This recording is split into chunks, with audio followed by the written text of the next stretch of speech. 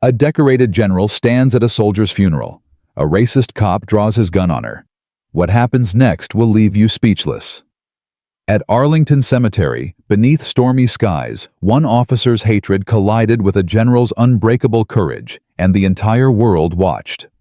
This is the story of how prejudice met its match, how silence became thunder, and how one woman's refusal to bow changed everything.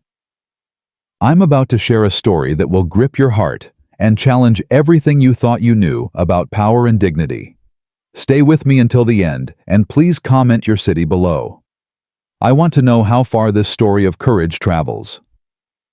The morning fog rolled across Arlington National Cemetery like a shroud of grief clinging to the weathered headstones that stood in perfect rows, silent sentinels guarding the memories of America's fallen. November had painted the landscape in shades of gray and brown, the last stubborn leaves clinging to skeletal branches that reached toward an overcast sky.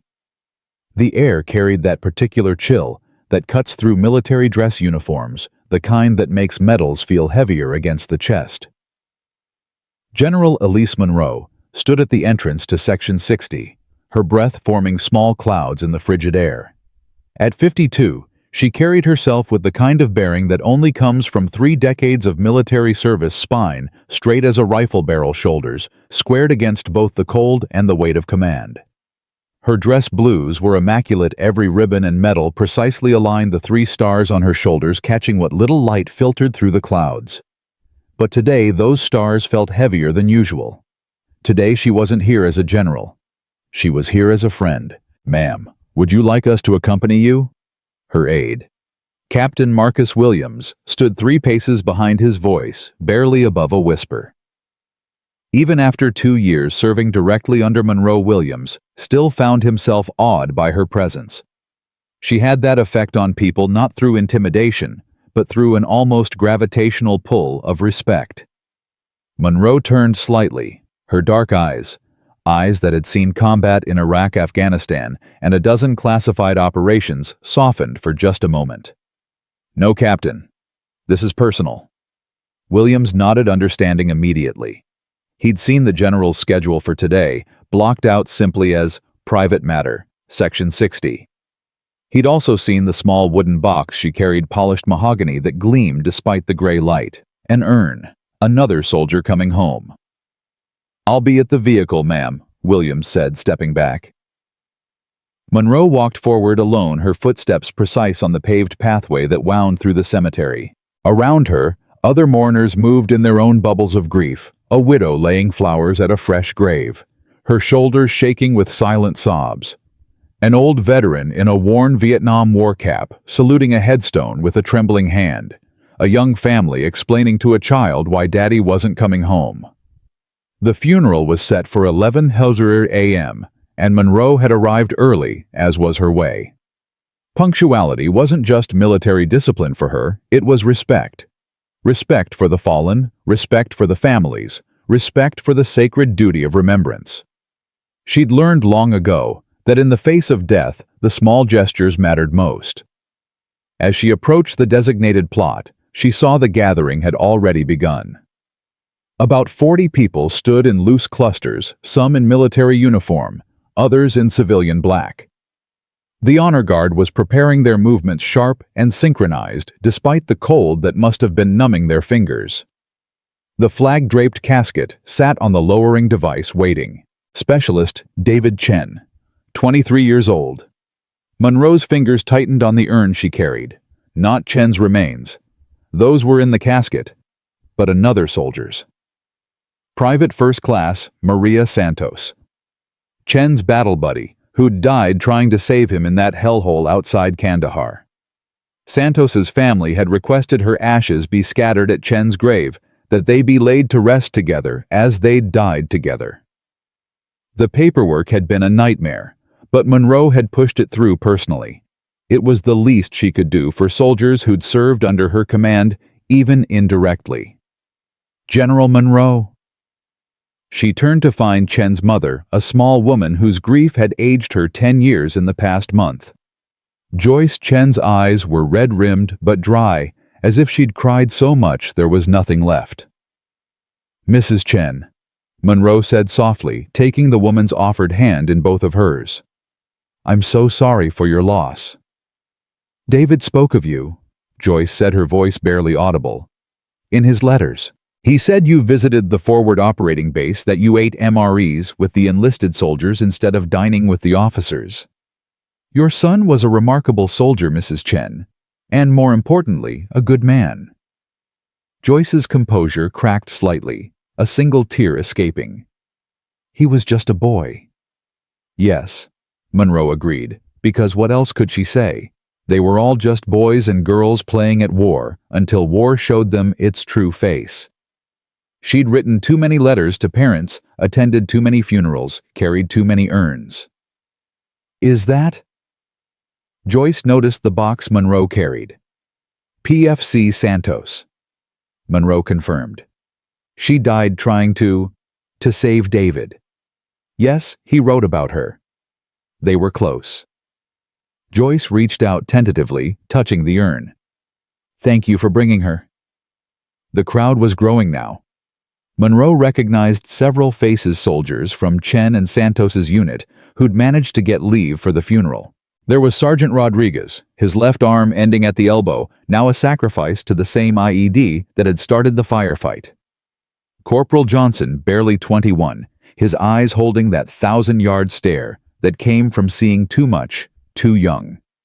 Lieutenant Patterson, who'd led the recovery mission, who'd had to identify what was left. The chaplain arrived, a soft-spoken major named Thomas, who Monroe had worked with before. He nodded to her respectfully, then began organizing the service. Monroe stepped back, finding a position where she could observe without intruding on the family's grief. That's when she noticed him. The police officer stood near the cemetery entrance, leaning against his patrol car. Even from 50 yards away, Monroe could see the way he watched the gathering with undisguised contempt. His body language screamed hostility, arms crossed, jaw set, eyes narrowed. She'd seen that look before too many times. The look of someone who'd already decided who deserved respect and who didn't, who belonged and who was an outsider. Officer Robert Hasker, though Monroe didn't know his name yet, had been a fixture at Arlington Cemetery for 3 years. Technically, his jurisdiction ended at the cemetery gates. Federal property fell under different authority, but Hasker had a way of making his presence felt. He was the type who'd joined the force not to protect and serve, but for the power, the gun, the badge that let him indulge his worst impulses under color of law. At 45, Hasker was a walking stereotype of everything wrong with modern policing. 6'2", gone soft around the middle, but still strong enough to intimidate. His uniform was always slightly disheveled, as if the rules about appearance were beneath him. His fellow officers knew him as a problem: too many excessive force complaints, too many misunderstandings with minority civilians. But the thin blue line protected its own, and Hasker had survived every investigation, every complaint, every close call. He watched the funeral with particular interest because he'd recognized several of the mourners. The Chen family, Chinese immigrants who'd opened that restaurant downtown. The Rodriguezes, probably illegals, he thought, despite the sergeant's obvious military service. And others, a mixing pot of colors and ethnicities that made Hasker's skin crawl. This was Arlington's sacred ground for American heroes, and here were all these people, acting like they belonged. Monroe felt his gaze like a physical weight. She'd developed a sixth sense for danger over the years, a survival instinct honed in combat zones where the difference between life and death was recognizing threat before it materialized. Every instinct screamed that this officer was trouble. "Elise!" She turned to find Colonel James Thompson, an old friend from the War College. "Jim," she acknowledged, accepting his brief embrace. "Heard you were stateside," Thompson said. "I'm sorry it's under these circumstances." "Too many funerals lately," Monroe replied. "Always are." Thompson followed her gaze to Hasker. "Local cop. He's been a problem before. Likes to hassle visitors he doesn't think look American enough. On federal property. He stays just outside the boundary technically, but his presence is felt." Monroe's jaw tightened. Today is not the day. No, Thompson agreed. But men like him don't care about appropriate times. The chaplain called for the service to begin. The crowd formed into rough rows, military personnel automatically falling into formation, while civilians clustered close for warmth and comfort. Monroe took her position, still holding Santos's urn, waiting for the appropriate moment in the service. Major Thomas began with the standard opening, his voice carrying despite the wind that had picked up. We are gathered here today to honor the service and sacrifice of Specialist David Chen, who gave his life in defense of freedom. The words were familiar, ritualistic. Monroe had heard variations of them dozens of times. They never got easier to hear. Each name was a failure. Her failure, the military's failure, the nation's failure to bring these kids home alive. As the chaplain spoke, Monroe noticed movement in her peripheral vision. Hasker had left his patrol car and was walking closer, staying just outside the cemetery boundary, but positioning himself where he could observe more clearly. His hand rested on his service weapon, not gripping it, but touching it the way some people touch a talisman for comfort. The honor guard moved through their ceremony with practiced precision. The flag was removed from the casket, folded with reverent care. Each fold meaning something, each movement part of a tradition older than any of the mourners present. When they presented it to Joyce Chen, the woman finally broke sobbing into the triangle of fabric that was all the nation could offer in exchange for her son. It was time. Monroe stepped forward, Santos's urn heavy in her hands. The crowd parted respectfully, recognizing the solemnity of the moment. If I may, Monroe said softly to the chaplain, who nodded and stepped aside. She stood before the gathering, the urn cradled in her arms like a child. For a moment, she was back in Afghanistan, in that goddamn valley where everything had gone wrong. She could smell the cordite, the dust, the copper scent of blood. Santos's voice over the radio. I've got him, ma'am. I'm bringing Chen home. She had. Just not the way anyone had hoped. Private First Class Maria Santos. Monroe began, her voice steady, despite the emotion threatening to break through. Died attempting to save Specialist Chen. They served together, fought together, and died together. Santos's family requested that her ashes be placed here with her battle buddy, so they could continue to watch each other's backs as they did in life. She knelt, placing the urn gently at the base of where Chen's headstone would eventually stand. The gesture was simple, but the weight of it, the weight of young lives lost, of futures, never to be realized, of families forever broken, settled over the gathering like a physical presence. Greater love hath no man than this, someone in the crowd whispered, that a man lay down his life for his friends. Monroe stepped back and rendered a slow, precise salute. Every military member present followed suit, the synchronized movement, a final honor to the fallen. That's when Hasker made his move. He crossed the boundary line, his heavy footsteps crunching on the gravel path. His arrival was like a discord in a symphony, wrong and jarring. Every head turned toward him, confusion rippling through the crowd. "Excuse me," Hasker said, his voice loud, aggressive, cutting through the respectful silence like a blade. "I need to see some identification." The chaplain stepped forward, confusion evident. "Officer, this is a military funeral. You have no jurisdiction." "I have every right to ensure the security of this cemetery." Hasker interrupted, his hand still on his weapon. His eyes were fixed on Monroe. "Especially when I see suspicious individuals present." Monroe felt the temperature drop, and it had nothing to do with the November chill. She recognized this moment, the precipice before violence, the instant when everything could go wrong. She'd faced it in combat zones, in tense negotiations, in 100 dangerous situations. But never at a funeral, never on American soil, never while holding the ashes of one of her soldiers. "Officer," she said, her voice calm, but carrying the authority of 3 decades of command, "this is a private military funeral. Please respect." "I don't take orders from you," Hasker spat, stepping closer. I don't care what costume you're wearing or what medals you've pinned on. You people think you can just walk in here, disrespect our sacred spaces. Our sacred spaces. Rodriguez stepped forward, his remaining hand clenched into a fist. I lost my arm defending this country. My friends died for it. What the hell have you sacrificed? Hasker's face reddened. Watch your tone, boy. The word hung in the air like a grenade with the pin pulled. Rodriguez wasn't a boy, he was a 28-year-old combat veteran who'd seen more action than Hasker had seen traffic stops. But the implication was clear, the racism barely veiled. Officer Hasker, someone said, and Monroe realized Thompson had recognized him. You need to leave, now. Or what? Hasker's hand moved from resting on his weapon to gripping it. You'll report me. Add another complaint to my file I'm protecting this cemetery from. His eyes swept the diverse crowd. Potential threats.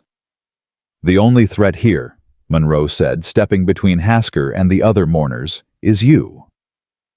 Their eyes met, and in Hasker's gaze, Monroe saw something that chilled her more than any enemy combatant she'd faced. She saw hatred pure and simple. Not the calculated hostility of warfare, where enemies could still respect each other as soldiers. This was personal, visceral, the kind of hatred that came from fear and ignorance, and a worldview that couldn't accommodate the reality standing before him. A black woman with 3 stars on her shoulders commanding respect from white soldiers being honored at Arlington. Everything about Monroe's existence challenged Hasker's concept of how the world should work. You need to step back, Hasker said, his voice dropping to a growl. I'm conducting an investigation. Into what? Monroe demanded. A military funeral. Grieving families. What possible crime do you imagine is being committed here? I don't have to explain myself to you. Actually, you do. Monroe pulled out her military ID, holding it up. General Elise Monroe, United States Army.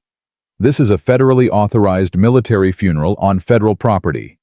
You have no jurisdiction here, and you're disrupting a sacred ceremony. Leave. Now. Hasker snatched the ID from her hand, studying it with theatrical suspicion. This could be fake.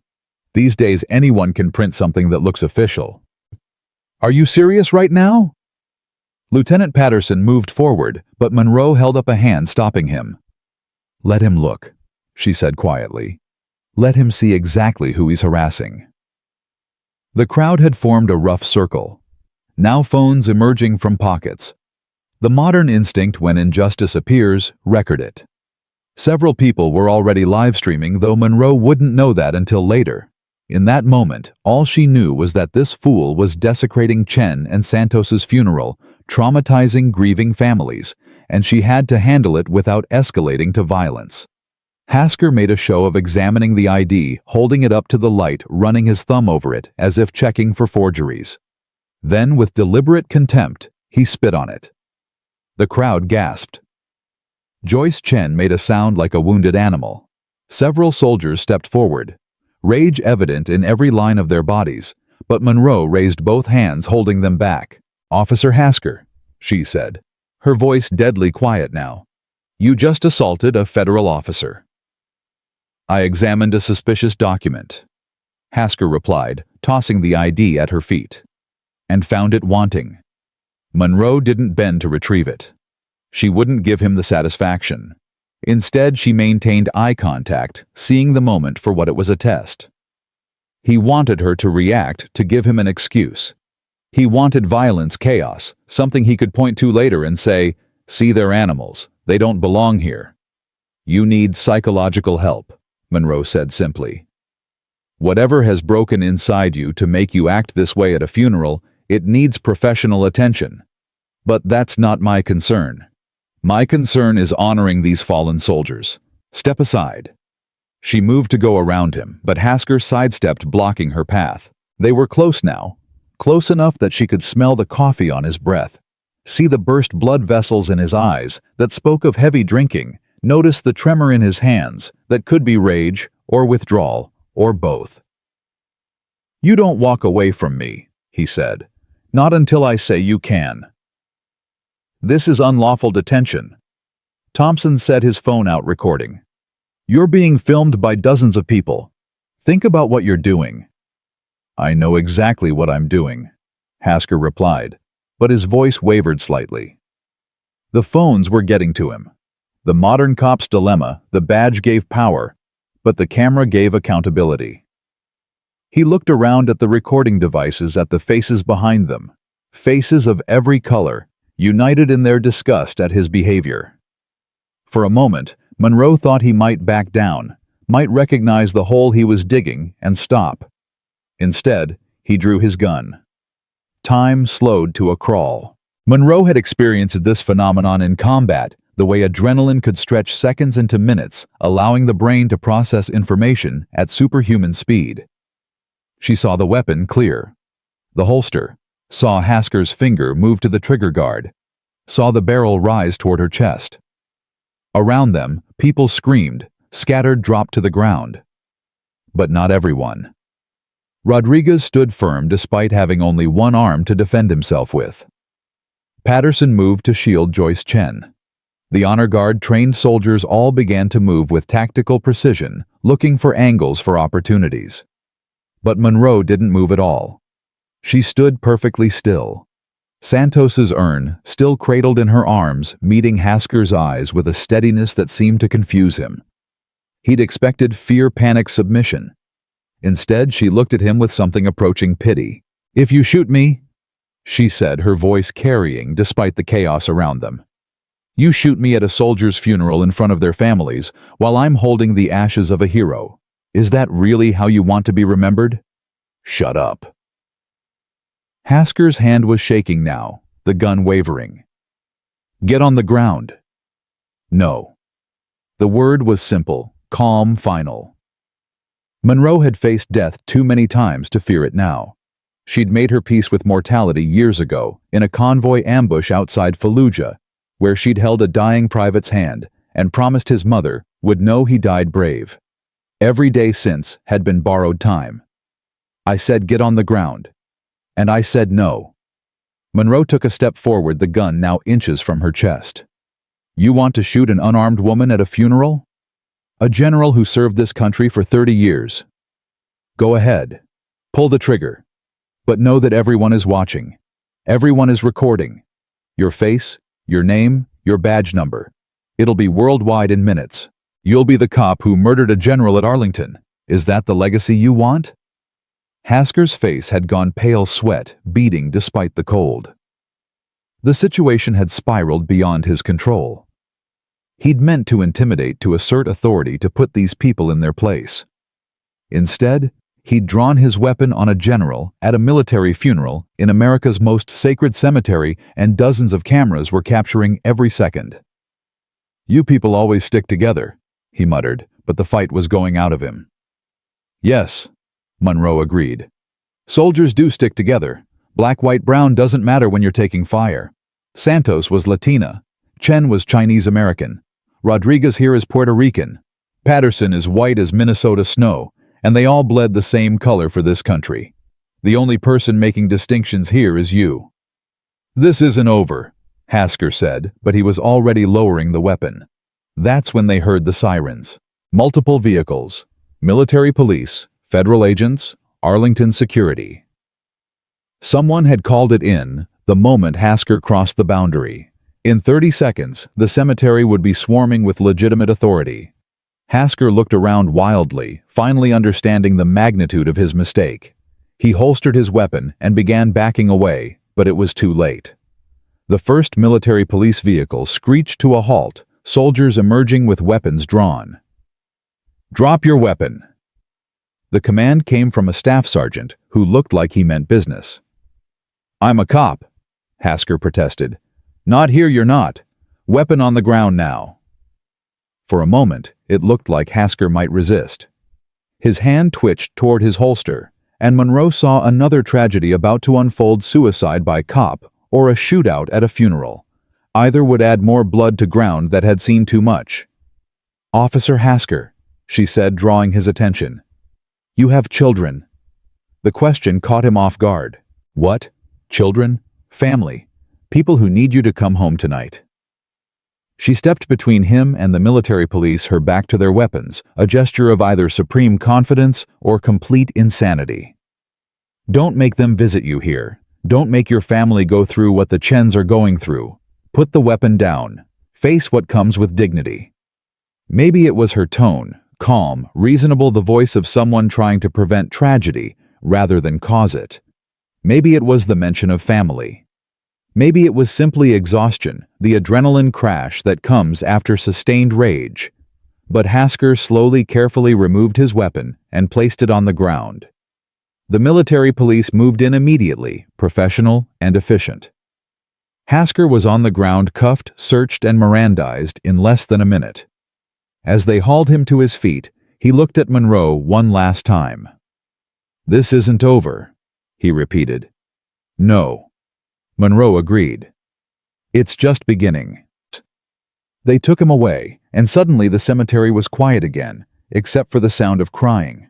Monroe looked around at the devastated faces, Joyce Chen sobbing into Thompson's shoulder, Rodriguez shaking with rage and delayed reaction, the honor guard maintaining their posts despite everything, because duty came first. The urn was still in her arms, intact, undisturbed. Santos had protected Chen one last time, Monroe thought with grim humor. Even in death, she'd stood her ground. "General," the staff sergeant who'd led the arrest approached. "We'll need a statement." "After," Monroe said firmly. "After we finish the service." He looked like he wanted to argue, then noticed the urn, the funeral gathering, the raw grief on every face.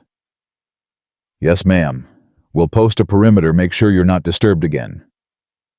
It took 20 minutes to restore enough order to continue. Some mourners had fled and didn't return. Others stood in shocked clusters, unsure whether to stay or go. But the core remained: the soldiers, the families, the ones who understood that honoring the dead meant finishing what they'd started. Major Thomas, the chaplain, cleared his throat. I think David and Maria would want us to continue. They didn't let anything stop them in life. We shouldn't let anything stop us from honoring them now." So they continued. The prayers were said, the final honors rendered. Monroe placed Santos's urn in its designated spot with gentle reverence. The honor guard played taps, the mournful notes carrying across the cemetery like a lament for more than just the two soldiers they were burying. When it was over, when the last mourner had departed, and the grave workers had begun their final task, Monroe stood alone at the graveside. Captain Williams had returned, standing at a respectful distance, waiting. "Ma'am," he said finally, "the media is already picking this up. The videos are everywhere. Command wants to know how you want to handle it." Monroe looked at the fresh earth that would soon cover Chen's casket and Santos's urn. Two kids who'd believed in something bigger than themselves, who'd served despite a country that didn't always deserve their service, who'd died for ideals that people like Hasker would never understand. "The truth," she said simply. "We tell the truth. A racist cop disrupted a military funeral and drew his weapon on unarmed mourners. The system will either handle it appropriately or it won't. But the truth is what we owe them." She gestured to the graves. "The truth is the least we owe them." Williams nodded. "The Attorney General's office is already involved. This is going to be big, ma'am. Bigger than just one racist cop." "Good," Monroe said. "It should be." She walked back through the cemetery, past rows of headstones that told the story of America, every war, every conflict, every generation that had answered the call. Names of every ethnicity, every background united in their service and sacrifice. At the entrance, she stopped and looked back. The sun had broken through the clouds, sending shafts of light across the landscape. It would have been beautiful if it weren't so sad. Her phone buzzed. A text from an unknown number, probably a reporter who'd somehow gotten her contact information. She almost ignored it, then saw the preview. "General Monroe, I'm Robert Hasker's daughter. Please, can we talk?" Monroe stared at the message for a long moment. The cycle of hatred and pain spinning on and on. Children inheriting their parents' sins, their parents' consequences. She thought about Joyce Chen going home to an empty house. About Santos's mother, who'd asked that her daughter's ashes be scattered with her battle buddy because Maria would have wanted to keep protecting him. She typed back, "Tomorrow, after I've had time to grieve my soldiers." Because that's what they were in the end, her soldiers. Her responsibility, her failure to bring home alive. The drive back to base was silent, except for the rain that had begun to fall, as if the sky itself was mourning. Monroe stared out the window, seeing not the Virginia landscape, but a valley in Afghanistan, hearing not the rain, but the sound of gunfire and Santos's last radio transmission. "Tell my mom I wasn't scared." She'd lied to Santos's mother, told her that her daughter had died instantly peacefully. The truth that Santos had lived for 40 agonizing minutes, had known she was dying, had spent those minutes trying to keep Chen stable, even as her own life bled out, that truth would have helped no one. But this truth, the truth about Hasker, and what he'd done, this needed to be told. Not for revenge or politics, or to make a point, but because Chen and Santos deserved to have their funeral remembered for their honor, not his hatred. Her phone rang. The caller ID showed it was General Morrison, chairman of the Joint Chiefs. "Elise?" His voice was grave. "I've seen the videos. Are you all right?" "I'm fine, sir." "That's not what I asked. Are you all right?" Monroe considered the question. Was she all right? A cop had pointed a gun at her for the crime of being black at a funeral. She'd buried 2 more soldiers who shouldn't have died. She'd watched families destroyed by loss, and then traumatized further by hate. "No, sir," she said honestly. "I'm not all right, but I will be. The Secretary of Defense wants to know if you want to press charges personally beyond what the federal prosecutors will file." "Yes," Monroe said without hesitation. "Every charge possible." "It'll get ugly. Hasker's already lawyering up, claiming he felt threatened, that he was doing his duty. His union is backing him. Let them. I've faced Taliban fighters who had more honor than that man. At least they didn't pretend their hatred was justified by law." There was a pause. "Elise, this is going to become a national story. You'll be at the center of it. Every racist with an internet connection will come after you. Every cop who thinks the badge makes them untouchable will paint you as the enemy. Are you prepared for that?" Monroe thought about Santos and Chen, about the promise she'd made to their families to take care of them. She'd failed that promise in life. She wouldn't fail it in death. "I've been preparing for this my whole career, sir. Every time I had to work twice as hard to get half the recognition. Every time I had to prove myself again and again, while watching mediocre men fail upward. Every time I bit my tongue when someone expressed surprise that I was so articulate, or asked if I was an affirmative action promotion. I've been preparing for this fight since the day I put on the uniform." "All right then, you have the full backing of the Department of Defense. Hasker picked the wrong fight on the wrong day with the wrong soldier." After Morrison hung up, Monroe sat in the back of the vehicle, watching the rain streak down the windows. Captain Williams drove in respectful silence, understanding that sometimes rank meant nothing in the face of grief. Her phone buzzed again. This time it was a video link from Rodriguez. She almost didn't open it, then curiosity won. It was cell phone footage from the funeral, but not of the confrontation. Someone had recorded the moments after, when they'd resumed the service. Monroe watched herself place Santos's urn, watched the salutes, the tears, the dignity they'd managed to salvage from chaos. Rodriguez had added a message, "This is what I'll remember, ma'am. Not him. This." Monroe watched the video again. In it, she saw something she'd missed in the moment, the way the remaining mourners had closed ranks, had stood together, regardless of race or rank or relationship. Hasker had tried to divide them, to make them small and scared and separate. Instead, he'd unified them in shared purpose and shared outrage. Her phone rang again.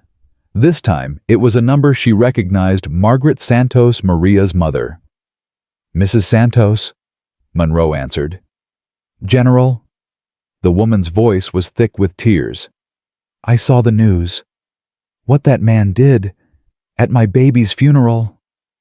I'm so sorry, Mrs. Santos. You shouldn't have to see that. Maria deserved better. No, Margaret said firmly. No, you don't understand.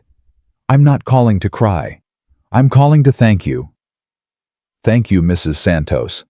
You stood your ground. That man with his gun and his hate, and you didn't move. You protected my Maria one last time. You didn't let him disrespect her. Monroe's throat tightened. Ma'am, Maria wrote about you, you know. Said you were the kind of officer who led from the front, who never asked soldiers to do something you wouldn't do yourself. She said if more generals were like you, maybe the world would be different. Margaret paused. She would have been proud today seeing you stand up to that pendejo. I'm proud. After the call ended, Monroe realized she was crying. Not the dignified single tear of movie soldiers, but real tears, the kind that came from exhaustion and grief and fury and a dozen other emotions she couldn't name. Williams glanced in the rearview mirror, then quietly passed back a box of tissues without comment. Good man, Monroe thought. She'd recommend him for promotion when this was all over. The rest of the drive passed in a blur of phone calls, lawyers, superior officers, family members who'd seen the news. Monroe handled them all with professional calm, even as part of her wanted to scream to rage to find Hasker and make him understand what he'd done. But that wasn't her way. Her way was the harder path, the legal system, the proper channels, the slow grind of justice that might not satisfy but would endure. The base was in controlled chaos when they arrived. Word had already spread through military channels faster than any official communication could travel. Soldiers stopped and saluted, as Monroe's vehicle passed their expressions a mixture of respect and barely contained rage. These were men and women who'd served in combat zones who understood that the enemy was supposed to be foreign external, not a fellow American in uniform pointing a gun at their general at a funeral. Monroe's office had been transformed into a crisis management center by the time she walked in. Her deputy Brigadier General James Crawford was already there with half a dozen staff officers, laptops open, phones ringing constantly. Crawford, a white Texan who'd served under Monroe in Iraq, looked up as she entered, his weathered face grim. Elise, Jesus Christ, he said, forgetting protocol in his concern. I've got JAG on line 1, Public Affairs on 2, and CNN somehow got my direct number and won't stop calling. Turn them all over to legal, Monroe said, sinking into her chair. The weight of the day was catching up with her adrenaline, giving way to exhaustion. Nobody talks to media without clearance from JAG. This is going to be a criminal case, and I won't have anyone jeopardizing it by running their mouth. Already done, ma'am, Lieutenant Colonel Sarah Freeman said from her position by the window. Freeman ran Monroe's public affairs office with military precision, understanding that information was as much a battlefield as any physical terrain. But we need to issue something soon. The videos are everywhere. I've counted 17 different angles of the confrontation so far, and they're all going viral. Monroe pulled up her computer, and sure enough, her inbox was flooded. Hundreds of emails already, and more coming in every second. Support, hatred, media requests, official communications, all mixed together in a digital tsunami. Ma'am, Captain Williams said quietly. There's someone here to see you. Says it's urgent. Before Monroe could respond, a woman pushed past Williams into the office.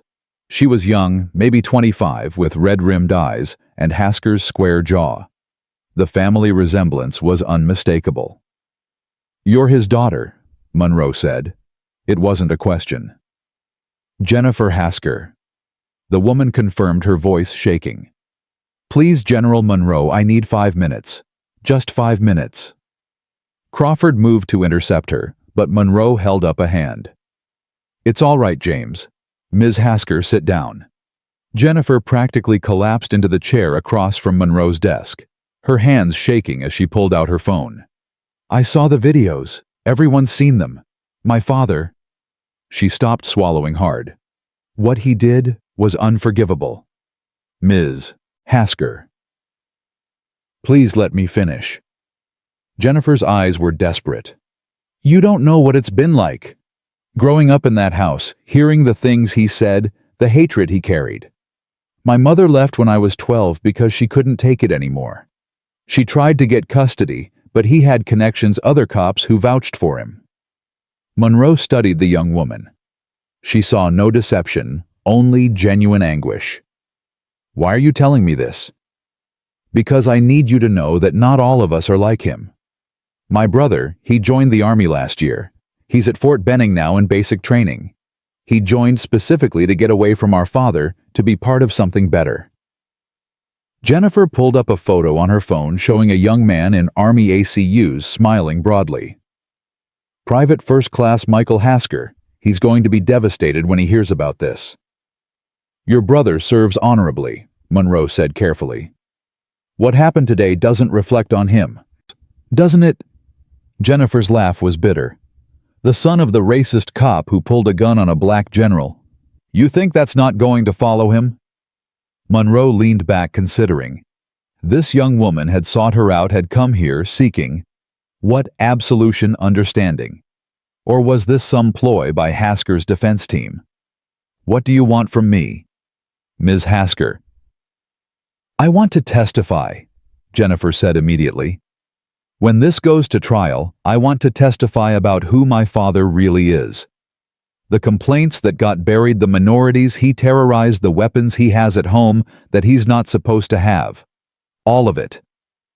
Crawford whistled low. That's a hell of a thing, testifying against your own father. Jennifer turned to him, fire in her eyes. My father held a gun on an unarmed woman at a soldier's funeral. He spit on her ID. He made a mockery of everything my brother is fighting to protect. Blood doesn't make family, General Crawford. Choice does. And I choose to stand with what's right. Before Monroe could respond, her secure phone rang. The caller ID showed it was from the Pentagon's highest levels. I need to take this, Monroe said. Ms. Hasker, leave your contact information with Captain Williams. We'll be in touch. As Jennifer was escorted out, Monroe answered the phone. It was Secretary of Defense Patricia Hawthorne herself. General Monroe. Hawthorne's voice was steel-wrapped in velvet, the tone of someone who'd fought their own battles to reach the top. I've just finished briefing the President. He wants to know you're all right, and that you have full support from this administration. Thank you, ma'am. Don't thank me yet. This is about to get complicated. Hasker's union is already mobilizing.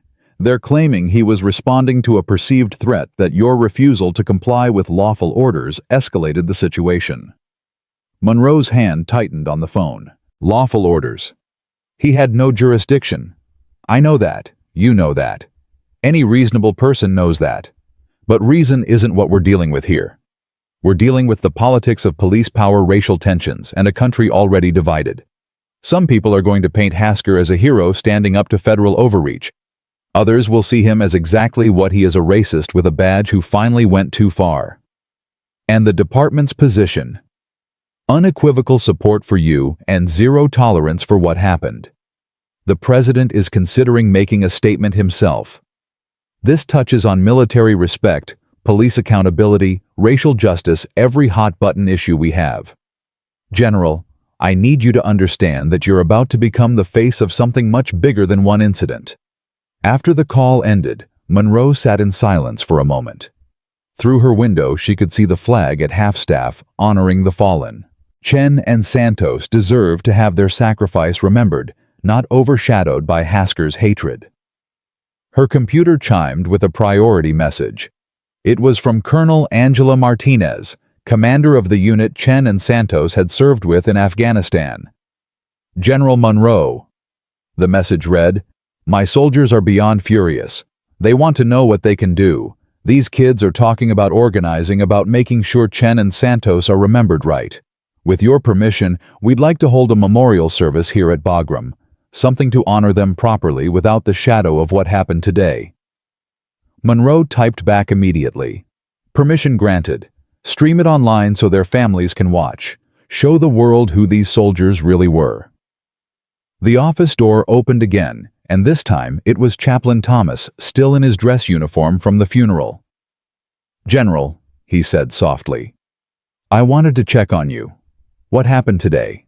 In 30 years of ministry, I've never seen anything like it." "How are the families?" Monroe asked. "The Chen's Mrs. Santos." "Shaken but strong. They're actually together now at the Chen house. They wanted you to know you're welcome to join them. They're sitting Shiva well, the Chinese Catholic Latino version of it. Food tears and stories about their children." Monroe wanted to go, wanted to sit with these families and share their grief properly. But she knew her presence would bring media attention they didn't need right now. "Tell them I'll come tomorrow after things calm down," she said. Thomas nodded, then hesitated. "General, may I speak freely?" "Always, Chaplain." "What you did today, standing your ground with that urn in your arms. I've seen courage in many forms, but that was something else. You turned a moment of hatred into a testament of love. Santos and Chen would have been proud." After Thomas left, Monroe finally had a moment to process everything. She pulled up the videos that were now everywhere online. Watching them was surreal, like seeing someone else in her uniform standing perfectly still as a gun pointed at her chest. The comments sections were a war zone. Support and hatred in equal measure, keyboard warriors fighting battles they'd never face in person. She saw her name trending alongside hashtags like #ArlingtonShame and General Monroe and police brutality. Her personal phone, the one only family had the number for, buzzed. It was her sister Angela calling from Chicago. "Elise, my God, I just saw the news. Are you okay?" "I'm fine, Angie. Don't give me that soldier bullshit. A man pointed a gun at you, at a funeral, while you were holding—" Angela's voice broke. "While you were holding that poor girl's ashes." "I know. Do you really? Because you sound way too calm for someone who almost died today." Monroe considered her sister's words. Was she too calm, or had 3 decades of military service simply taught her to compartmentalize so effectively that even this could be boxed away, dealt with later, processed, when there was time for the luxury of emotion? "I'm handling it, Angie. Like you handled Baghdad, like you handled losing David." The mention of her late husband hit like a physical blow. David had been killed in a training accident 5 years ago, a stupid, preventable death that had nothing to do with combat and everything to do with equipment failure and budget cuts. She'd handled that too, with the same steady calm that worried her sister. "This is different," Monroe said. "Is it? Someone threatened your life. Someone who's supposed to protect and serve pointed a weapon at you because of the color of your skin. How is that different from any other enemy you've faced?" "Because this enemy is inside the wire," Monroe admitted. "This enemy wears our uniform, claims our values, waves our flag. It's harder to fight an enemy that looks like a friend." There was a knock on her door. Crawford stuck his head in. "Ma'am, we have a situation. Hasker's been released." "What?" Monroe stood up so fast her chair rolled backward. "On what grounds?" "Personal recognizance. His lawyer argued he's not a flight risk, has ties to the community, no prior convictions. Judge agreed to release him pending trial." Monroe felt rage building, the kind she rarely allowed herself to feel. "He pointed a gun at federal property, at a funeral." "I know, ma'am. Jag is appealing, but for now he's out. And ma'am, he's giving interviews." Crawford turned on the wall-mounted television, and there was Hasker standing outside the courthouse, surrounded by supporters. He'd changed into civilian clothes, a suit that didn't quite fit, trying to look respectable. His lawyer, a sharp-dressed man with political ambitions written all over his face, was speaking. A dedicated officer who felt threatened in a volatile situation. When General Monroe refused to comply with lawful requests for identification and became aggressive, Officer Hasker responded according to his training. "Aggressive?" Monroe said incredulously. "I was holding an urn." On screen, a reporter pushed forward. "Officer Hasker, Do you have any comment about the videos showing you spitting on General Monroe's military ID? Hasker leaned into the microphone and Monroe saw the calculation in his eyes. He'd been coached prepared. I examined what I believed might be fraudulent identification. In these times of stolen valor and security threats, we can't be too careful. If my actions were misinterpreted, I regret that, but I was doing my duty to protect Arlington Cemetery from potential threats. Potential threats, another reporter called out. It was a military funeral with an official honor guard. Hasker's lawyer took over. My client will be vindicated when all the facts come out.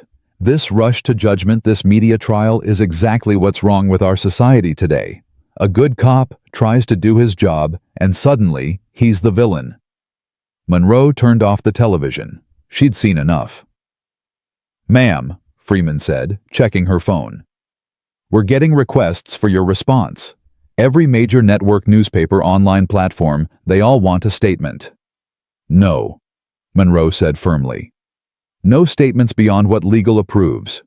We try this case in court, not the media. But even as she said it, Monroe knew that ship had sailed. This was already a media trial, a cultural flashpoint, a moment that would be dissected and debated for years to come. Her secure phone rang again. This time it was General Morrison. Elise, I've just come from a meeting with the Joint Chiefs.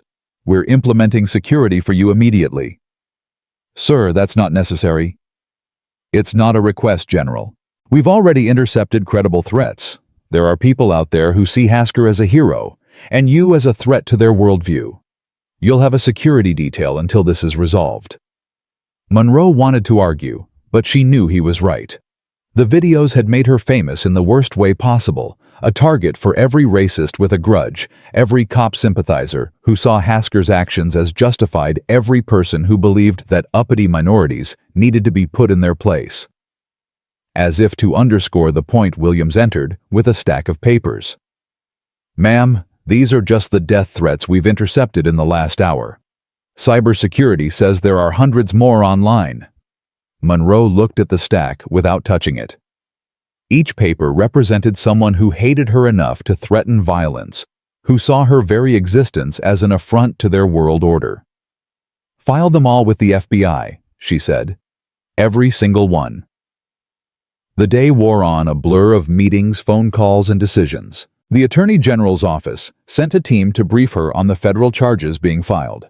The Army's Criminal Investigation Division opened their own investigation.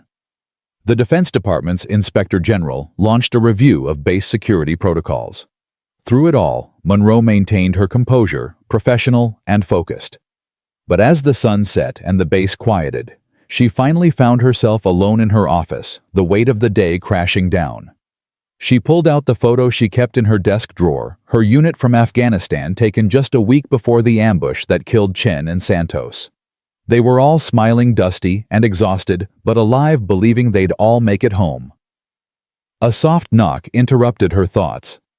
It was Rodriguez, still in his dress uniform from the funeral, his one remaining hand holding a bottle of whiskey.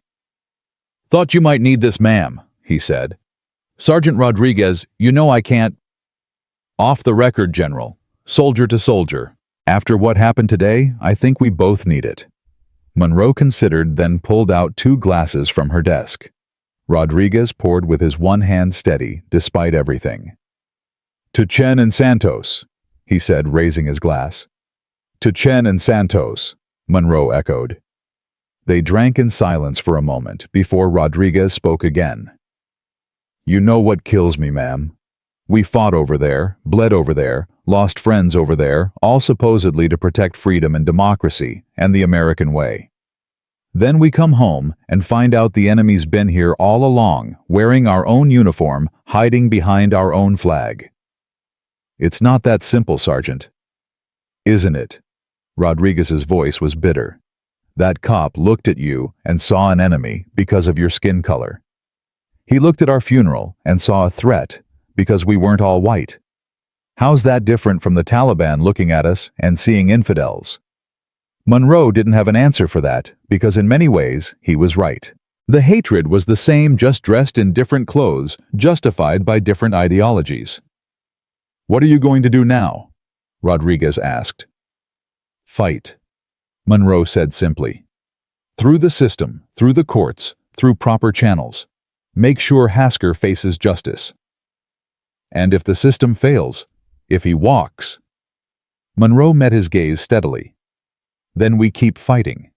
Not with violence, not by becoming like him, but by continuing to serve, continuing to prove that America is better than its worst citizens. Chen and Santos didn't die for a perfect country. They died for one that could be better." Rodriguez finished his drink and stood. "I hope you're right, ma'am. I really do. Because if that bastard walks free after what he did today—" He didn't finish the sentence, didn't need to. They both knew what would happen if justice failed. Not just riots or protests, but a fundamental break in trust between those who served and the nation they served. After Rodriguez left, Monroe returned to the mountain of paperwork that had accumulated. Witness statements to review, legal documents to sign, a timeline of events to verify. The mundane machinery of justice grinding slowly forward. Her phone buzzed with a text from Joyce Chen. "General Monroe, we're still awake, still sitting together. Margaret Santos is here. We wanted you to know that we don't blame you for what happened. You honored our children today. That man tried to dishonor them, but you didn't let him. Thank you." Monroe typed back, "Your children honored themselves through their service and sacrifice. I was just a witness to their courage." It was nearly midnight when she finally left her office. The security detail Morrison had promised was waiting, 2 military police officers who fell in step beside her as she walked to her quarters. The base was quiet, but not asleep. Lights burned in barracks windows where soldiers discussed the day's events. She could hear muffled conversations, anger and disbelief mixing with determination. These men and women had sworn to defend the Constitution against all enemies, foreign and domestic. Today, they'd been reminded that domestic enemies could be just as dangerous, just as hateful, just as destructive. Monroe's quarters were officer housing, nice, but not luxurious, a small apartment that had been home for the past 2 years.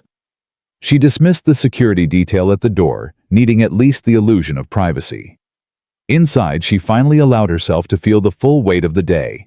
She sat on her couch, still in uniform, and let the tears come. Not just for Chen and Santos, not just for the violation of their funeral, but for all of it. Every soldier she'd lost, every family she'd had to console, every time she'd had to be stronger than she felt, because people were counting on her. Her laptop chimed with an email marked urgent. It was from Jennifer Hasker, the officer's daughter. "General Monroe," it read, "I know you have no reason to trust me, but I need you to know something. My father didn't act alone today. He was encouraged, enabled by others on the force who share his views. There's a whole network of them sharing intelligence about threats to monitor. You weren't random. They knew you'd be at that funeral. This was planned. I have proof, emails, text messages, recordings. I'll turn it all over to prosecutors, but I wanted you to know. This is bigger than just one racist cop. Please be careful." Monroe stared at the email, feeling the implications sink in. If Jennifer was right, if this was coordinated, then Hasker wasn't just a lone bad actor, but part of something larger, more organized, more dangerous.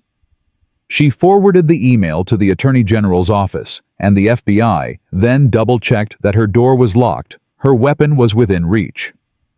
Old habits from deployment, but they felt necessary now. Sleep wouldn't come. Every time she closed her eyes, she saw Hasker's gun pointed at her chest, saw the hatred in his eyes, felt the weight of Santos's urn in her arms. So she did what she always did when sleep eluded her. She worked. She pulled up the files on Chen and Santos, reading through their service records, their commendations, their letters home that families had shared. Chen had been planning to use his GI benefits to go to medical school. Santos had been 6 months from completing her bachelor's degree in engineering. 2 futures erased, and now their funeral would be remembered, not for honoring their sacrifice, but for the hatred displayed there. No, Monroe decided. She wouldn't let that stand. Hasker might have disrupted the funeral, but he wouldn't define it. Chen and Santos deserved better.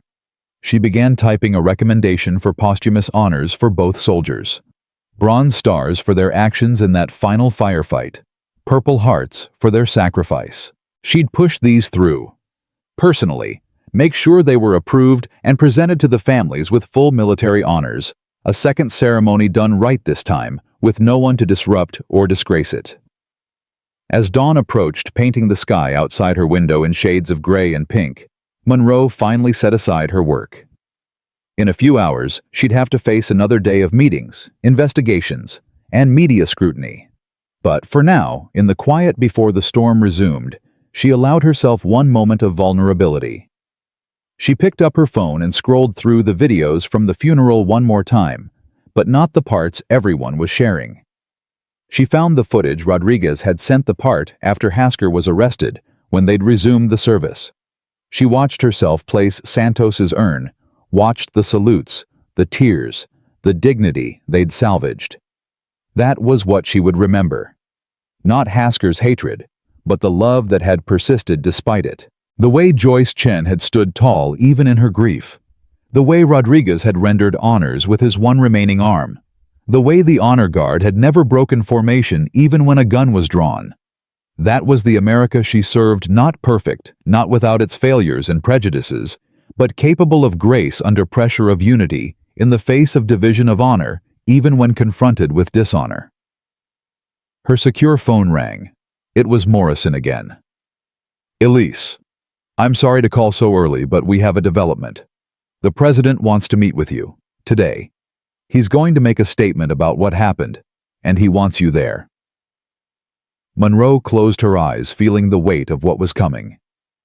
This wasn't just about her anymore, wasn't just about one incident at one funeral. This was about to become a national conversation about race policing military service and who got to claim the mantle of patriotism. "I'll be ready, sir," she said. "I know you will. Elise, what you did yesterday, standing your ground like that, it reminded all of us why we serve. Not for a flag or an anthem or even a nation, but for the ideals those things are supposed to represent. You embodied those ideals yesterday." After the call ended, Monroe stood and walked to her window, watching the base come alive with the morning's first activity. Soldiers heading to PT vehicles moving with purpose, the machinery of military life continuing despite yesterday's trauma. Somewhere out there, Hasker was probably giving more interviews, spinning his narrative, building his defense.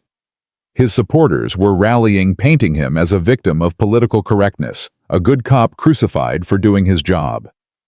But also, out there were the people who'd seen the truth in those videos, who'd watched a black woman stand unbowed in the face of armed hatred, who'd seen her protect the dignity of fallen soldiers even as her own life was threatened. The battle lines were drawn now, not with trenches and wire, but with narratives and noise, truth and lies, justice and prejudice. It was a different kind of war than the ones Monroe had fought overseas, but perhaps more important. Because Chen and Santos hadn't died for a perfect America.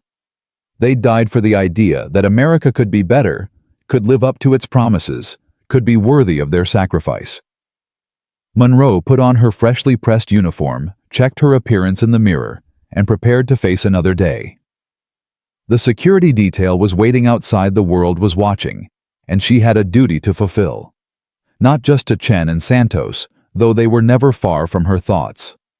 Not just to the army, though she wore its uniform with pride. But to everyone who'd ever been told they didn't belong, everyone who'd ever had a gun pointed at them by someone who was supposed to protect them. Everyone who'd ever stood their ground in the face of hatred and refused to bow. The White House rose garden was unseasonably cold that morning, but the chill in the air had nothing to do with the weather.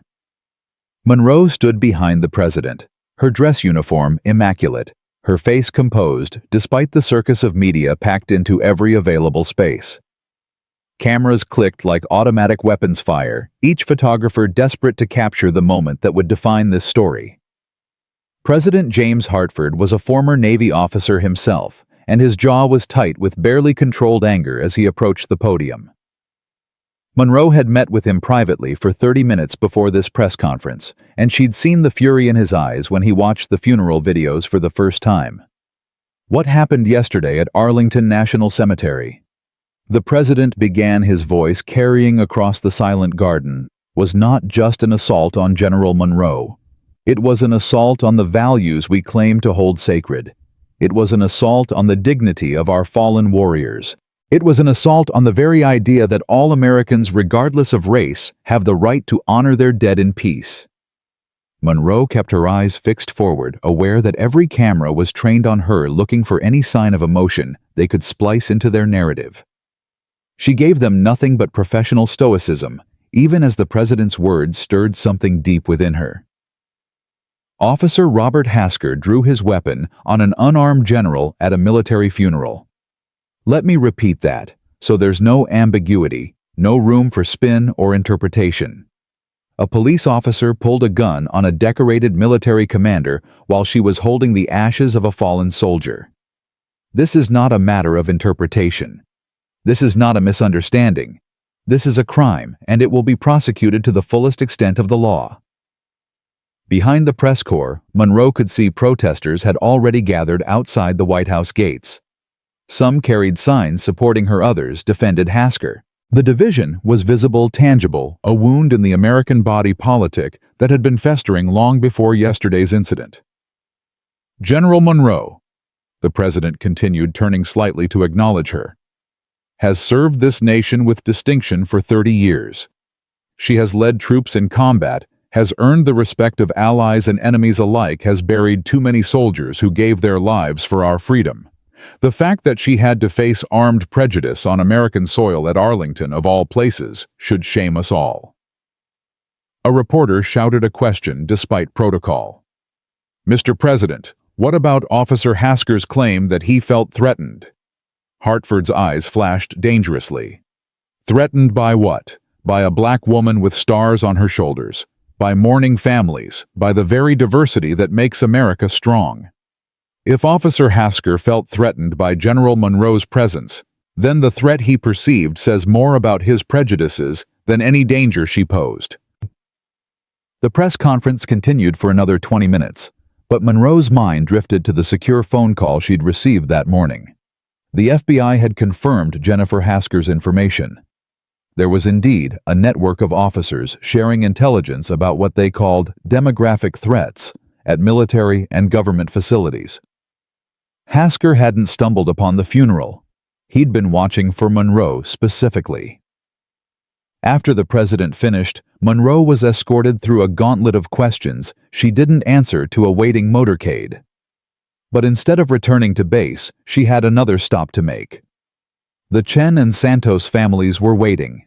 The Chen house in Silver Spring was modest but warm, filled with the scent of cooking food and the sound of quiet conversation. When Monroe entered, still in her dress uniform with her security detail waiting outside, the room fell silent. Joyce Chen stood first, crossing to Monroe and embracing her without hesitation. Thank you for coming, General. The living room was full of people from both families, multiple generations gathered in grief, and now in something else, solidarity forged in shared trauma. Margaret Santos sat with Chen's father looking through photo albums. Young cousins played quietly in a corner, understanding that something serious was happening, even if they didn't grasp the full weight of it. I wanted to apologize, Monroe began, but Margaret Santos cut her off. Don't you dare, the older woman said firmly. You have nothing to apologize for. That man, that animal who pointed a gun at you, he's the one who should apologize. But people like him never do. An elderly man Monroe hadn't met before struggled to his feet with the help of a cane. General Monroe, he said in accented English. I am Chen's grandfather. I came to America in 1975, refugee from Vietnam War. This country gave me sanctuary, gave my family opportunity. My grandson died defending it. His voice cracked slightly, but yesterday I wondered, did America deserve his sacrifice?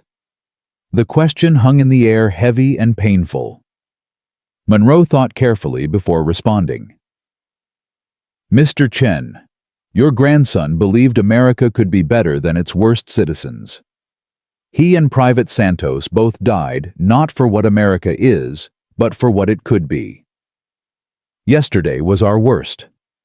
But today, the President of the United States stood before the world and said that what happened was wrong. Tomorrow, we continue the fight to be worthy of David and Maria's sacrifice. The old man nodded slowly, then reached out and grasped Monroe's hand with surprising strength. You stood tall when that man tried to make you small. My grandson would have been proud to serve under you. They spent the next 2 hours sharing stories, looking through photos, remembering Chen and Santos not as symbols or casualties, but as people. Chen's love of terrible action movies, Santos's inability to carry a tune, but insistence on singing during patrol. The way they'd covered for each other, protected each other, died for each other. Monroe's secure phone buzzed. It was Crawford with urgent news. Ma'am, we have a problem. Hasker's supporters are organizing a rally. They're planning to march on Arlington tomorrow. The warmth Monroe had felt in the Chen home evaporated. They wouldn't dare. They're calling it a Support Our Police rally. They've got permits and everything. Metropolitan Police says they can't stop it unless there's violence. Monroe excused herself and stepped outside to continue the call. Her security detail tensed, scanning the street for threats that seemed to lurk everywhere now. How many? She asked Crawford. Estimates range from a few hundred to a few thousand. Social media is going crazy. But ma'am, here's the thing, veterans groups are organizing counter-protests. This could get ugly fast. Monroe thought of Arlington's peaceful paths, the sacred ground where America's heroes rested, about to become a battlefield for the culture wars.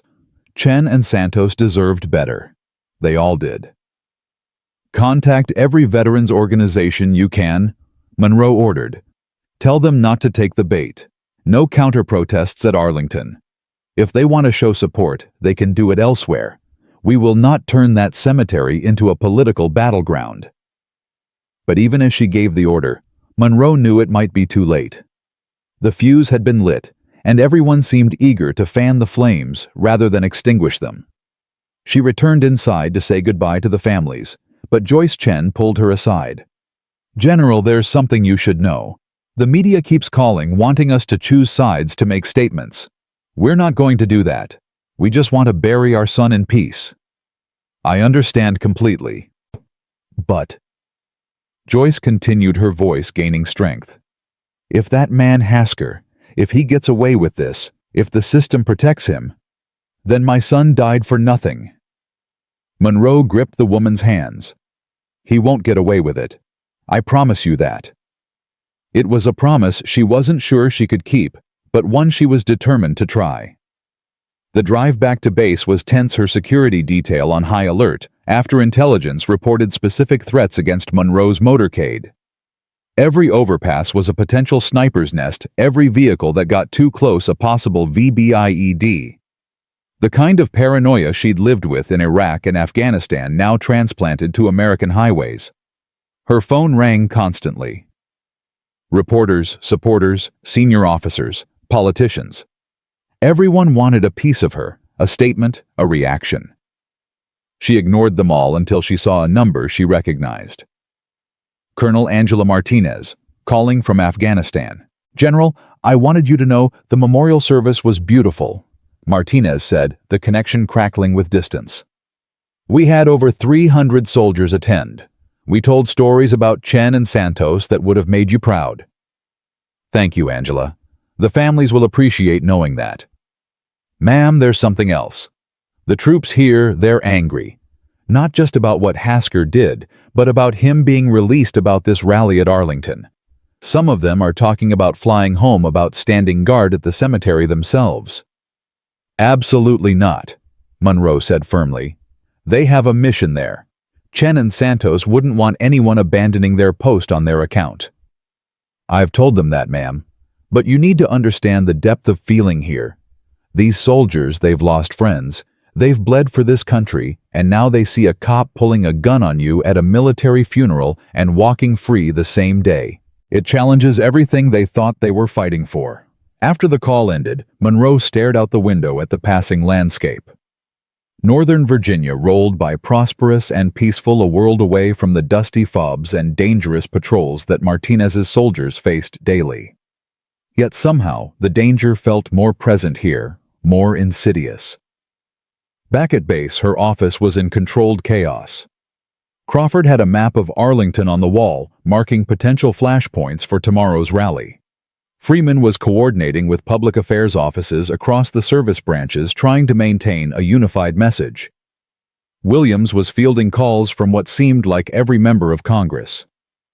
"Ma'am," Crawford said without preamble, "JAG has good news and bad news. Good news, federal prosecutors are adding charges. Assault on a federal officer, interference with a military funeral, hate crime enhancements. If convicted on all counts, Hasker's looking at 25 to life. And the bad news. His defense team is moving to have the case transferred to state court, arguing that since Hasker's a state officer, it should be tried there. If they succeed..." Monroe didn't need him to finish.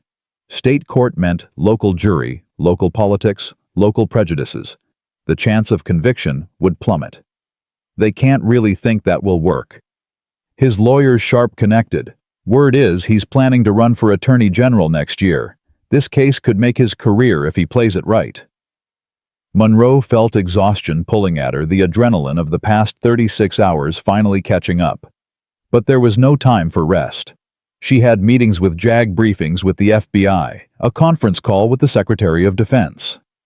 As the day wore on, the intelligence picture became clearer and more disturbing. The network Jennifer Hasker had warned about was real and extensive. Dozens of officers across multiple jurisdictions were sharing information about what they perceived as threats, which seemed to include any gathering of minorities at federal facilities, any event featuring prominent black leaders, any situation where, as one intercepted message put it, traditional America was under assault. The FBI agent briefing Monroe was young Ernest and clearly disturbed by what she'd uncovered. "General, this goes beyond casual racism. This is organized, systematic surveillance of American citizens based solely on race and political affiliation. We're looking at potential civil rights violations on a massive scale." "But let me guess," Monroe said wearily. "Proving it in court will be nearly impossible." Difficult, yes. Their careful use-coded language maintained plausible deniability. But Hasker broke protocol when he acted overtly. He exposed the network. If we can flip some of the lower-level participants, offer them deals. Monroe's secure phone rang. It was Morrison with news that made her stomach drop. "Elise, we've got a situation. Someone leaked Hasker's home address online. There's a crowd gathering there now. If this turns violent..." She could finish the thought herself. If protesters attacked Hasker's home, if anyone got hurt, the narrative would shift instantly. He'd become the victim, the besieged cop just trying to protect his community. Everything would change. Can local police disperse them? That's the problem. Half the local cops support Hasker, the other half don't want to be seen protecting him. It's a powder keg. Monroe made a decision that she knew would be controversial. "I want to make a statement. Live on camera, calling for calm. Elise, that's not your responsibility. Isn't it?" This started at Chen and Santos's funeral. "I won't let their memory be tarnished by violence done in the name of supporting me." An hour later, Monroe stood before cameras outside the base. No podium, no prepared remarks, just her in uniform, speaking directly to the American people. "I know many of you are angry about what happened at Arlington," she began. "I'm angry too. But I'm asking you, pleading with you, do not let that anger turn to violence. Do not gather at Officer Hasker's home. Do not become the very thing we stand against. Private Chen and Private First Class Santos died defending the rule of law. Honor them by respecting it, even when it's hard, even when it seems like that law is failing us." She paused, choosing her words carefully. "Officer Hasker will face justice through the legal system. I have faith in that system, not because it's perfect, but because it's what separates us from chaos. If you want to support me, if you want to honor our fallen soldiers, do it peacefully, lawfully, with the dignity they deserve." The statement worked to a degree. The crowd at Hasker's house dispersed, though not without some tense moments when his supporters arrived to counter-protest. But Monroe knew she'd only bought time. The rally at Arlington was still planned for tomorrow, and tensions were escalating by the hour. That night, unable to sleep again, Monroe found herself watching the videos from Afghanistan that Martinez had sent the memorial service at Bagram. Hundreds of soldiers standing in formation, sharing stories about Chen and Santos, rendering honors with the kind of precision that came from genuine respect rather than mere duty. One young specialist was speaking about Santos. "She saved my life twice. Once in a firefight outside Kandahar, and once when I was thinking about eating my weapon after Johnson got killed. She sat with me all night, didn't say much, just was there. That's who she was. She showed up." Monroe thought about that phrase, showing up. It seemed simple, but it was everything. Chen and Santos had shown up. The mourners at their funeral had shown up. Even in the face of Hasker's hatred, they'd shown up. Tomorrow at Arlington, two visions of America would show up to contest sacred ground. Monroe couldn't control what would happen, but she could control her own response. She would show up too, not at the rally, but at her duty post, doing her job, honoring her soldiers through service rather than spectacle. Her phone buzzed with a text from an unknown number. When she opened it, her blood chilled. It was a photo of her quarters taken from outside that night. The message read, "We know where you are." She immediately alerted security, and within minutes the base was locked down. Search teams sweeping the perimeter. They found where the photo had been taken from a gap in the fence that shouldn't have existed, tire tracks leading away into the night. Monroe sat in her secured office as the base searched for threats, thinking about the war she'd found herself fighting. Not in a distant country against a foreign enemy, but here at home against fellow Americans who saw her very existence as a threat to their worldview. Crawford knocked and entered, his face grim. "We found something. The vehicle that was here, it's registered to another cop, one from Hasker's network. This isn't random harassment, Elise. They're surveilling you." "Let them watch," Monroe said with a calm she didn't feel. "Let them see an American general doing her duty, despite their intimidation. Maybe they'll learn something." But inside, she felt the weight of it all. The hatred directed at her. The families depending on her for justice. The soldiers looking to her for leadership. The nation watching to see if its ideals meant anything when tested. Morning came too soon, bringing news that made everything worse.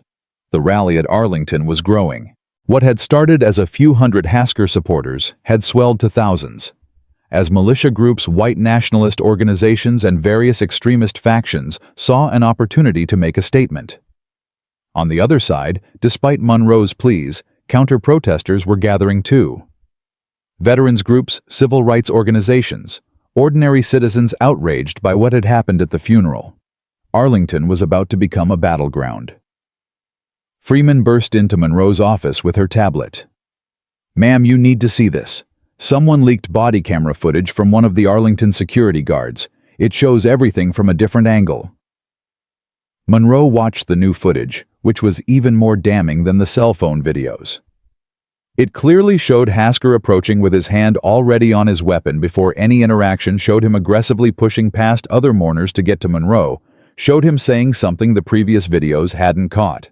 "You people need to learn your place," he'd muttered before drawing his weapon. "This changes everything," Freeman said. "This proves premeditation, proves racial animus. His defense is crumbling." But Monroe felt no satisfaction. Tomorrow, thousands of angry people would descend on Arlington, and no amount of video evidence would prevent that confrontation.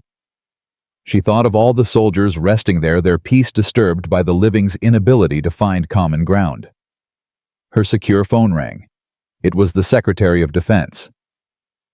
"General Monroe, I'm ordering you to stay away from Arlington tomorrow. Let security handle the situation. We can't risk you becoming a flashpoint for violence." Monroe wanted to protest, but she knew Hawthorne was right. Her presence would only escalate tensions, so she agreed, though it felt like abandoning her post. That evening she did something she hadn't done in years. She prayed. Not in any formal religious sense, but a soldier's prayer, the kind whispered in foxholes and before missions. She prayed for wisdom, for peace, for justice. She prayed for Chen and Santos's families. She even prayed for Hasker that he might somehow find redemption for the hatred that had consumed him. As she prepared for bed, knowing tomorrow would bring either resolution or catastrophe. Her phone rang one more time. It was Jennifer Hasker. "General Monroe," the young woman said, her voice strained. "I'm at the hospital. My father, he had a heart attack. The stress of everything. He's in surgery now." Monroe felt a complex mix of emotions. "I'm sorry to hear that, Ms. Hasker. I know you have no reason to care, but I thought you should know. If he dies, if he dies, they'll make him a martyr. Everything will be so much worse." She was right, Monroe realized. Hasker dying now would transform him from villain to victim in the eyes of his supporters. The narrative would shift completely. "Is there anything I can do?" Monroe asked, surprising herself with the question. Jennifer was quiet for a moment. "Pray he survives to face justice. It's the only way this ends properly." After the call ended, Monroe stood at her window looking out at the base at the American flag illuminated in the darkness. Tomorrow would be a test of everything that flag supposedly represented. Tomorrow would determine whether justice could prevail over prejudice, whether the rule of law meant anything when powerful forces aligned against it. She thought one more time of Chen and Santos, young soldiers who'd believed in something greater than themselves, who'd died for an ideal that seemed increasingly fragile. They deserved better than what America had shown them at their funeral. Tomorrow, one way or another, the nation would have to reckon with that failure.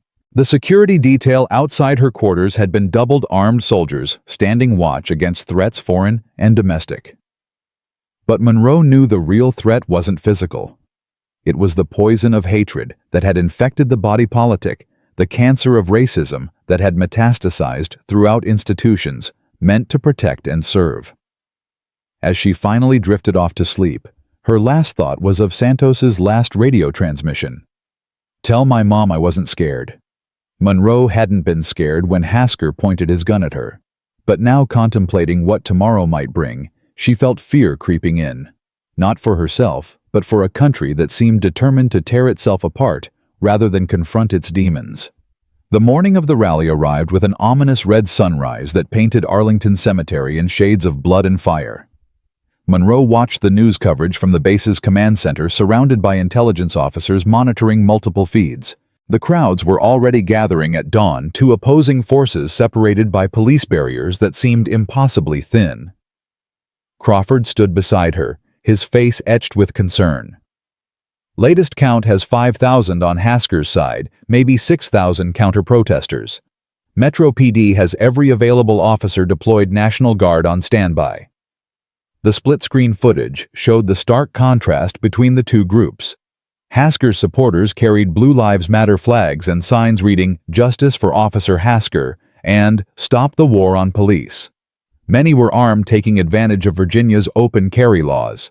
The counter-protesters held photos of Chen and Santos signs saying, "Respect Arlington," and "Justice for our fallen heroes." Monroe's secure phone buzzed. It was Jennifer Hasker calling from the hospital. "He's stable," she said without preamble. "The surgery went well. He's conscious and already giving interviews from his hospital bed." On one of the monitors, Monroe saw the footage Jennifer referenced. Hasker, pale and connected to monitors, was speaking to a sympathetic reporter. "I nearly died," Hasker was saying, his voice weak but determined. "The stress of being persecuted for doing my job, of having my life threatened by radical activists. My heart couldn't take it. But I'll keep fighting. I'll fight for every officer who's been vilified for protecting our communities." "Turn it off," Monroe ordered, disgusted by the performance. The man who'd pointed a gun at her was now playing victim, and his supporters would eat it up. Williams entered with an urgent message. "Ma'am, the Attorney General's office called. They're expediting the grand jury. They want to get an indictment before this situation escalates further." It was a smart move, Monroe realized. A formal indictment would shift the narrative from political persecution to criminal prosecution. But it would also inflame tensions even more. By noon, Arlington was a powder keg. The two crowds pressed against their barriers, shouting slogans and insults across the divide. Confederate flags appeared among Hasker's supporters, while some counter-protesters burned thin blue line flags in response. The cemetery grounds where American heroes of every race and creed lay buried had become a battlefield for the living's prejudices. Monroe watched it all from the command center, feeling helpless. Every instinct told her to be there to stand between the groups and remind them where they were, what ground they were desecrating with their hatred. But orders were orders, and her presence would only make things worse. Then she saw something that made her blood run cold. Among Hasker's supporters, she recognized faces from the intelligence briefings members of the network Jennifer had exposed cops from multiple jurisdictions who'd been surveilling minority communities. They were coordinating using hand signals she recognized from riot training. "They're planning something," she told Crawford. "Look at their positions. They're setting up for a coordinated push through the barriers." Crawford immediately relayed the information to law enforcement on scene, but it was too late. Someone threw a bottle, it was never clear from which side, and suddenly the thin blue line of police barriers collapsed under the surge of bodies. The two crowds collided with vicious intensity. Combat veterans on both sides reverted to training, turning the confrontation into something more organized and dangerous than a typical street brawl. Monroe watched in horror as Arlington's sacred paths became a war zone. "Get me the Secretary of Defense," she commanded. But before the call could connect, something even worse happened. Shots rang out. The crowds scattered in panic, people trampling each other to escape. The cameras swung wildly, trying to locate the shooter. Then the focus settled on a figure down, blood pooling on Arlington's consecrated ground. It was Sergeant Rodriguez. Monroe felt the world tilt. Rodriguez, who'd lost an arm serving his country, who'd stood firm at Chen and Santos's funeral despite everything, was lying motionless while chaos erupted around him. "I'm going," Monroe said, already moving toward the door. "Ma'am, you can't," Crawford started.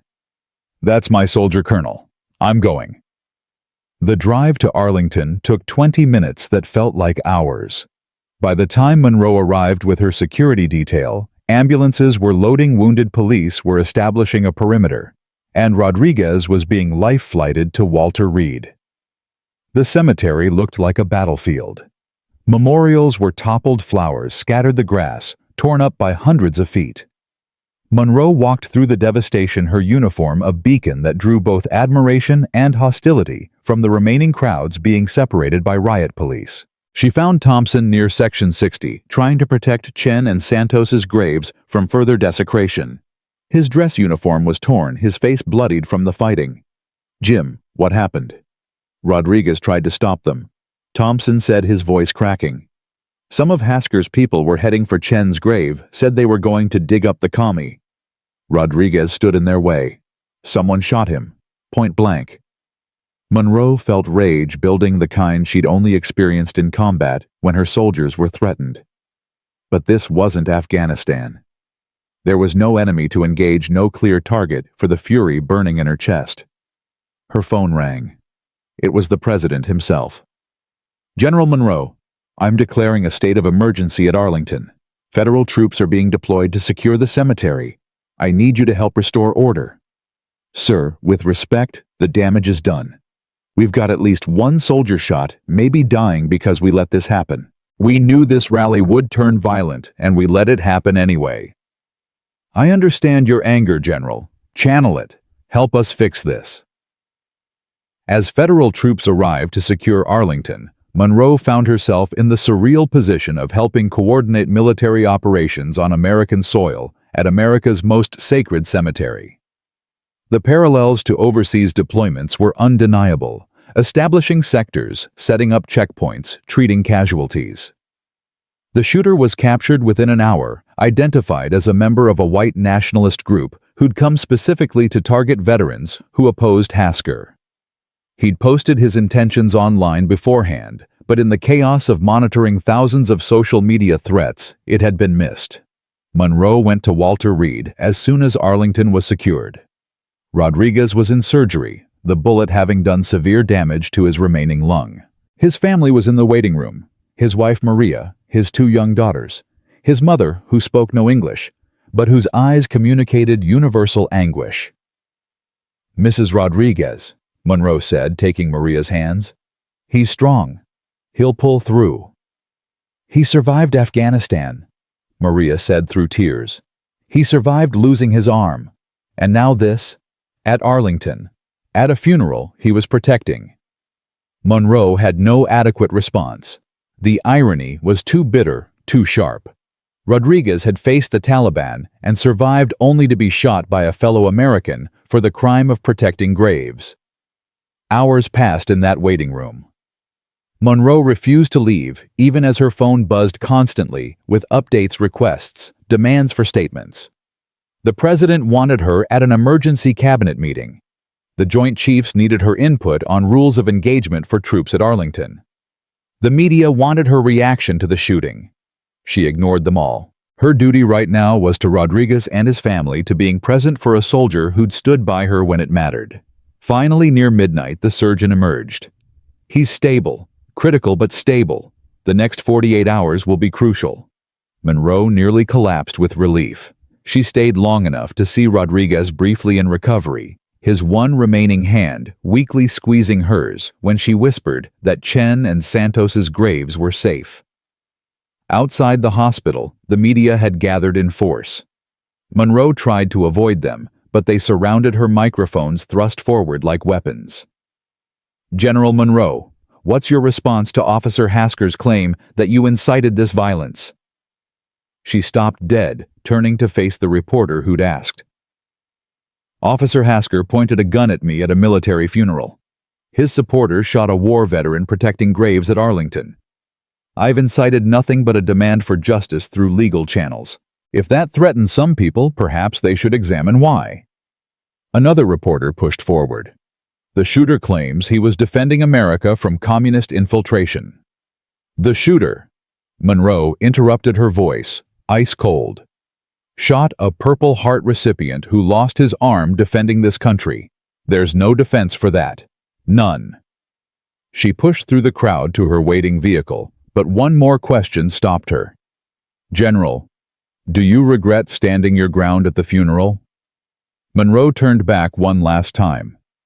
"I regret that Private Chen and Private First Class Santos couldn't be laid to rest in peace. I regret that their families had to witness such hatred. I regret that Sergeant Rodriguez is fighting for his life, but standing up to a racist with a gun, I'll never regret that." Back at base, she found her office full of senior officers. Morrison was there via secure video link, along with the other Joint Chiefs. The situation had escalated beyond anything they'd imagined. "Congress is calling for hearings," Morrison informed her. "They want to know how Arlington became a battlefield. There are calls for court-martials, for resignations, for a complete review of base security protocols." "With respect, sir," Monroe said, exhaustion making her blunt, "Arlington became a battlefield because we allowed a racist cop to turn a military funeral into a political flashpoint. Everything that followed was predictable." "That may be true, General, but we need solutions now, not recriminations." They worked through the night developing protocols for securing Arlington, plans for rebuilding damaged memorials, procedures for preventing future confrontations.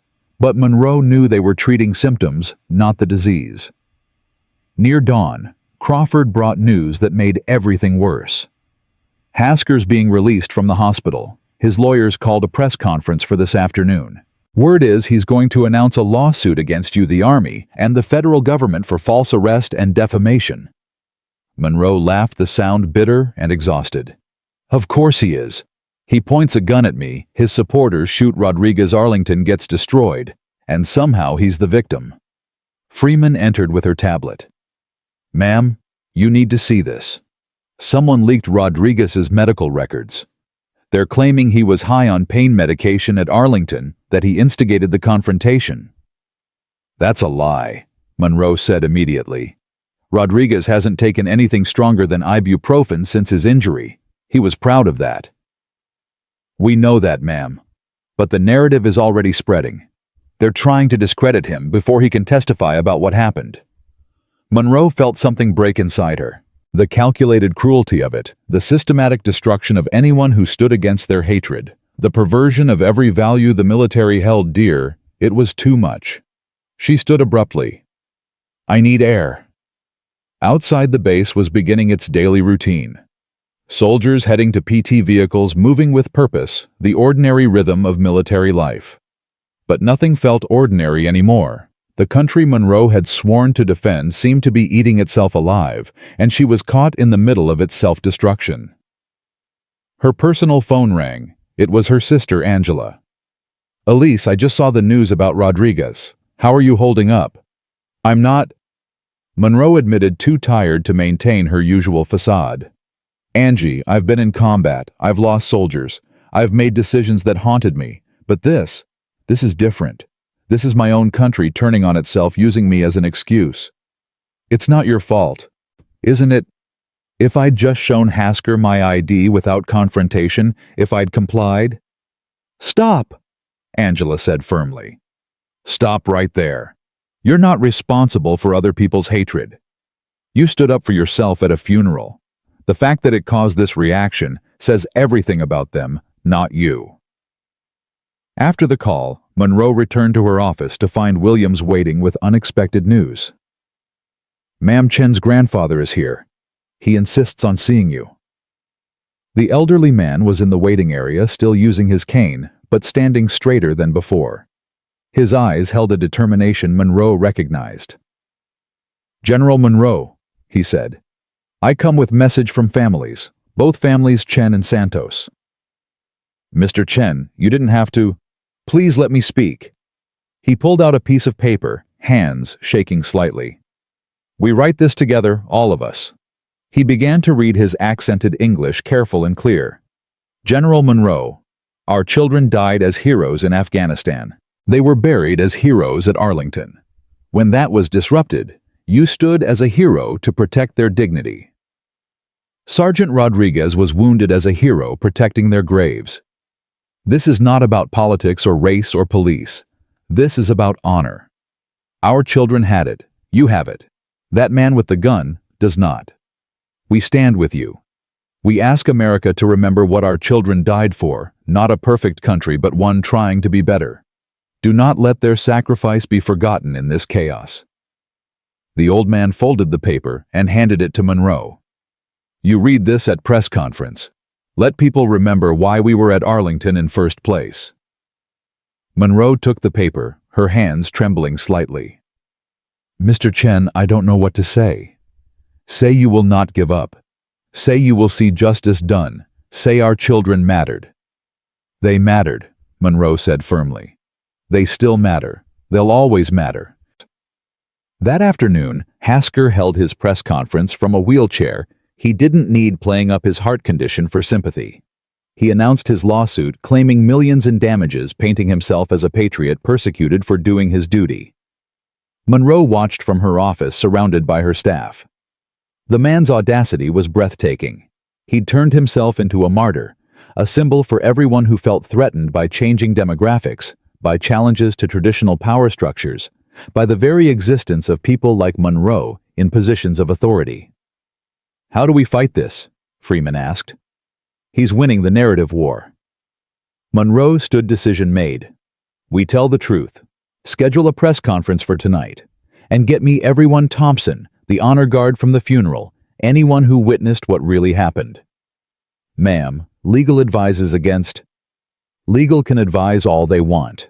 I'm done being silent while lies spread. Chen and Santos deserve better. That evening, Monroe stood before the media, not at a podium, but at Arlington itself in Section 60, with Chen and Santos's graves visible behind her. The cemetery was still under military control, but she'd gotten special permission for this moment. She began by reading the letter from the families, their words carrying more weight than any speech she could have written. Then she spoke from the heart. 3 days ago, we tried to bury 2 heroes here. Private First Class Maria Santos and Specialist David Chen died protecting each other in Afghanistan. They died for the idea that America is worth defending despite its flaws. Officer Hasker disrupted their funeral. He pointed a gun at me while I held Santos's ashes. His supporters shot Sergeant Rodriguez for protecting these graves. Arlington itself was desecrated in the violence that followed. But here's what I want you to understand. This isn't about me versus Officer Hasker. This is about what kind of country we want to be. Do we want to be a nation where military funerals can be disrupted by racial hatred? Where veterans are shot for protecting graves? Where the color of someone's skin matters more than the content of their service? I've served this country for 30 years. I've buried too many soldiers. I've written too many letters to grieving families. But I've never lost faith in the idea of America, not the reality which is flawed and struggling, but the idea, the promise, the possibility. Chen and Santos died for that possibility. Rodriguez bled for it yesterday. I stood my ground for it when Hasker drew his gun.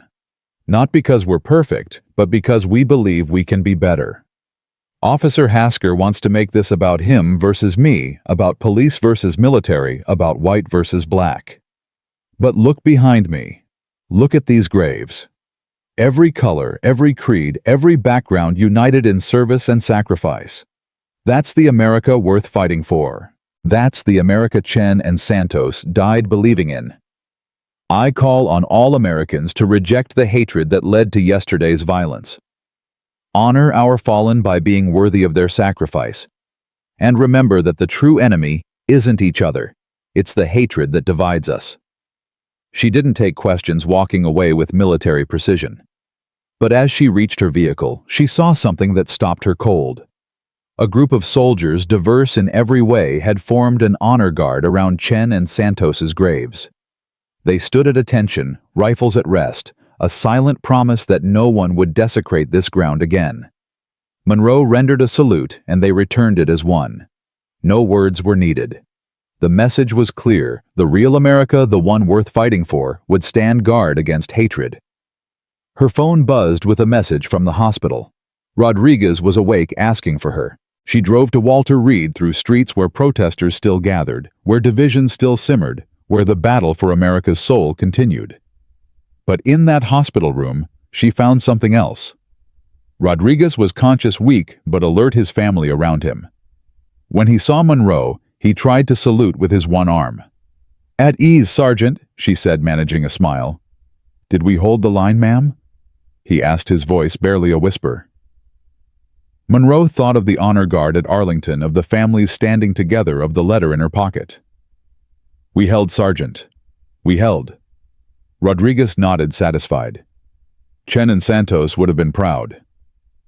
"They would have been proud of you," Monroe corrected. "You stood watch over them one last time." As she left the hospital, Monroe's phone rang with news that would change everything. The grand jury had returned its indictment. Hasker was being charged with federal hate crimes, assault with a deadly weapon, and disruption of a military funeral. The charges carried a potential life sentence. But more importantly, the FBI had flipped 3 members of Hasker's network. They were providing evidence of a widespread conspiracy to monitor and harass minority communities, to use police resources for racial intimidation, to coordinate responses to demographic threats. The case was no longer just about what happened at Arlington. It was about systematic abuse of power, about corruption that went to the heart of law enforcement institutions. Monroe knew this was far from over. Hasker would fight the charges. His supporters would claim persecution. The divisions exposed by this incident wouldn't heal overnight. But as she drove back to base through the Washington night, she thought of Chen and Santos, young soldiers who'd believed in something greater than themselves. She thought of Rodriguez, who'd literally stood between hatred and honor. She thought of the families who'd chosen forgiveness over fury. The America they'd fought for was worth defending, especially when the enemy was within. Tomorrow would bring new battles, new challenges, new tests of the nation's character. But tonight, Chen and Santos rested in peace, guarded by soldiers who understood that protecting America meant protecting all Americans, that honor transcended race, that sacrifice knew no color but red. Monroe pulled out the family's letter one more time, reading the words that would guide her through whatever came next. Our children died as heroes. The federal courthouse in Alexandria stood like a fortress against the morning sun, its steps crowded with media protesters and security forces. 6 months had passed since Arlington, 6 months of legal maneuvering death threats, and a nation watching its soul being dissected in public view. Monroe sat in the prosecutor's preparation room, her dress uniform, pristine medals, aligned with mathematical precision. Today, she would testify. The lead prosecutor, Assistant U.S. Attorney Michelle Garrett, was a former Marine herself, chosen specifically because she understood the military culture at the heart of this case. She reviewed her notes one final time, while Monroe sat in stillness that only decades of military discipline could produce. General Hasker's attorney is going to try to paint you as the aggressor, Garrett said. He'll claim you were insubordinate, that you escalated the situation by refusing to comply with lawful orders. I'm aware, Monroe replied, her voice steady as granite. He'll also bring up your husband's death, try to suggest you have unresolved anger issues that manifested at the funeral. Monroe's jaw tightened almost imperceptibly. David's death was sacred ground private grief that Hasker's team wanted to weaponize. But she'd known this was coming. Every aspect of her life had been scrutinized, dissected, twisted to fit narratives that bore no resemblance to truth. Rodriguez entered the room in his wheelchair, still recovering, but determined to testify. He'd lost partial use of his remaining arm from the shooting, adding another layer of sacrifice to his already considerable burden. His wife Maria pushed the chair, her face set with the same determination. Ma'am, Rodriguez said, whatever happens in there, we've got your 6. The courtroom was packed beyond capacity, with overflow rooms set up for media and public viewing.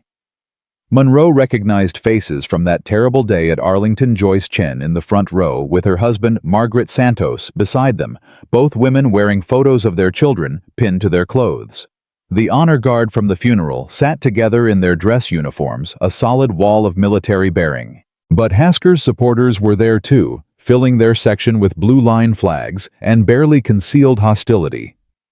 Hasker himself sat at the defense table, playing the victim with practiced ease. His heart condition had miraculously improved enough for him to appear robust and righteous, the very image of a persecuted lawman. Judge Catherine Williams, a Carter appointee with 30 years on the bench, commanded the room with quiet authority. She'd already warned both sides that she would tolerate no outbursts, no demonstrations, no turning her courtroom into political theater. The United States calls General Elise Monroe, Garrett announced. Monroe rose and walked to the witness stand with measured steps, each one carrying the weight of 30 years of service. She placed her hand on the Bible and swore to tell the truth, the whole truth, and nothing but the truth, so help her God. Garrett began with Monroe's service record, establishing her credibility through combat tours, commendations, and commands.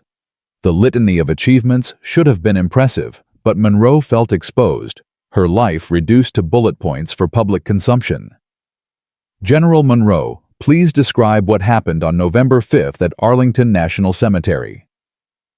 Monroe spoke clearly, without emotion, describing the funeral, the honor guard, the gathering of mourners.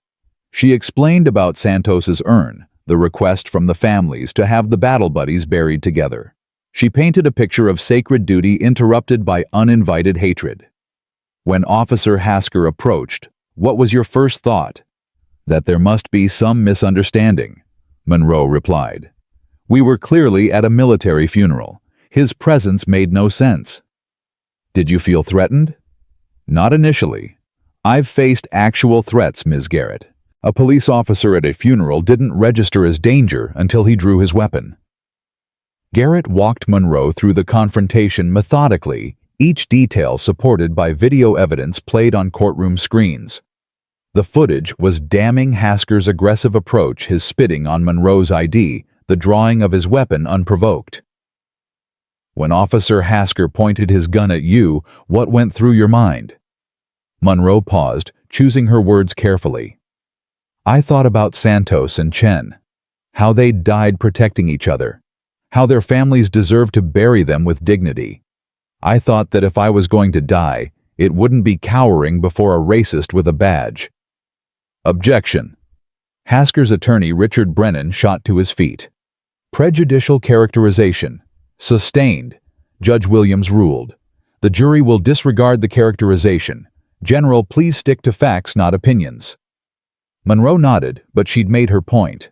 The word racist hung in the air like smoke from a fired weapon.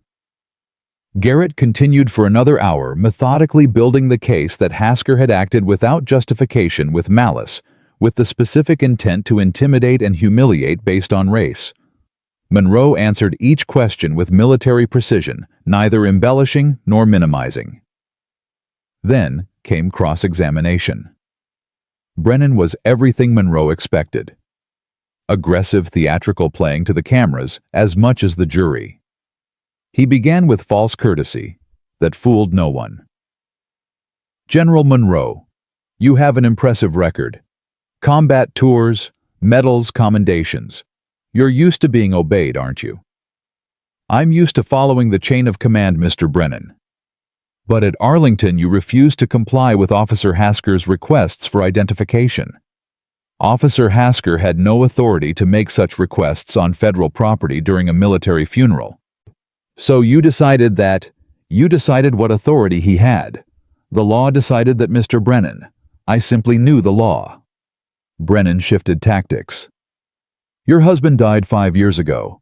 Another military funeral at Arlington. That must have been traumatic. Garrett objected immediately, but Judge Williams allowed it, warning Brennan to establish relevance quickly. Returning to Arlington to another funeral carrying another soldier's remains that must have brought back painful memories. Every military funeral brings painful memories, Mr. Brennan. That's the nature of loss. Were you emotionally compromised, perhaps not thinking clearly? Monroe's gaze never wavered. I was thinking clearly enough to prevent a bad situation from becoming worse. I was thinking clearly enough to protect the dignity of our fallen soldiers. I was thinking clearly enough to stand my ground against unlawful aggression. Or were you thinking about your husband? Were you projecting your grief onto Officer Hasker, making him a target for unresolved anger? The courtroom held its breath. Monroe could feel the fury building in the military section, could see Rodriguez's hand clench despite his injuries. But she remained calm. Mr. Brennan, I've buried 37 soldiers under my command. Each one left a hole in the world. My husband's death was personal, but it didn't make me unstable. It made me more determined to ensure every soldier gets the honor they deserve. Officer Hasker disrupted that honor. That's not projection. That's fact.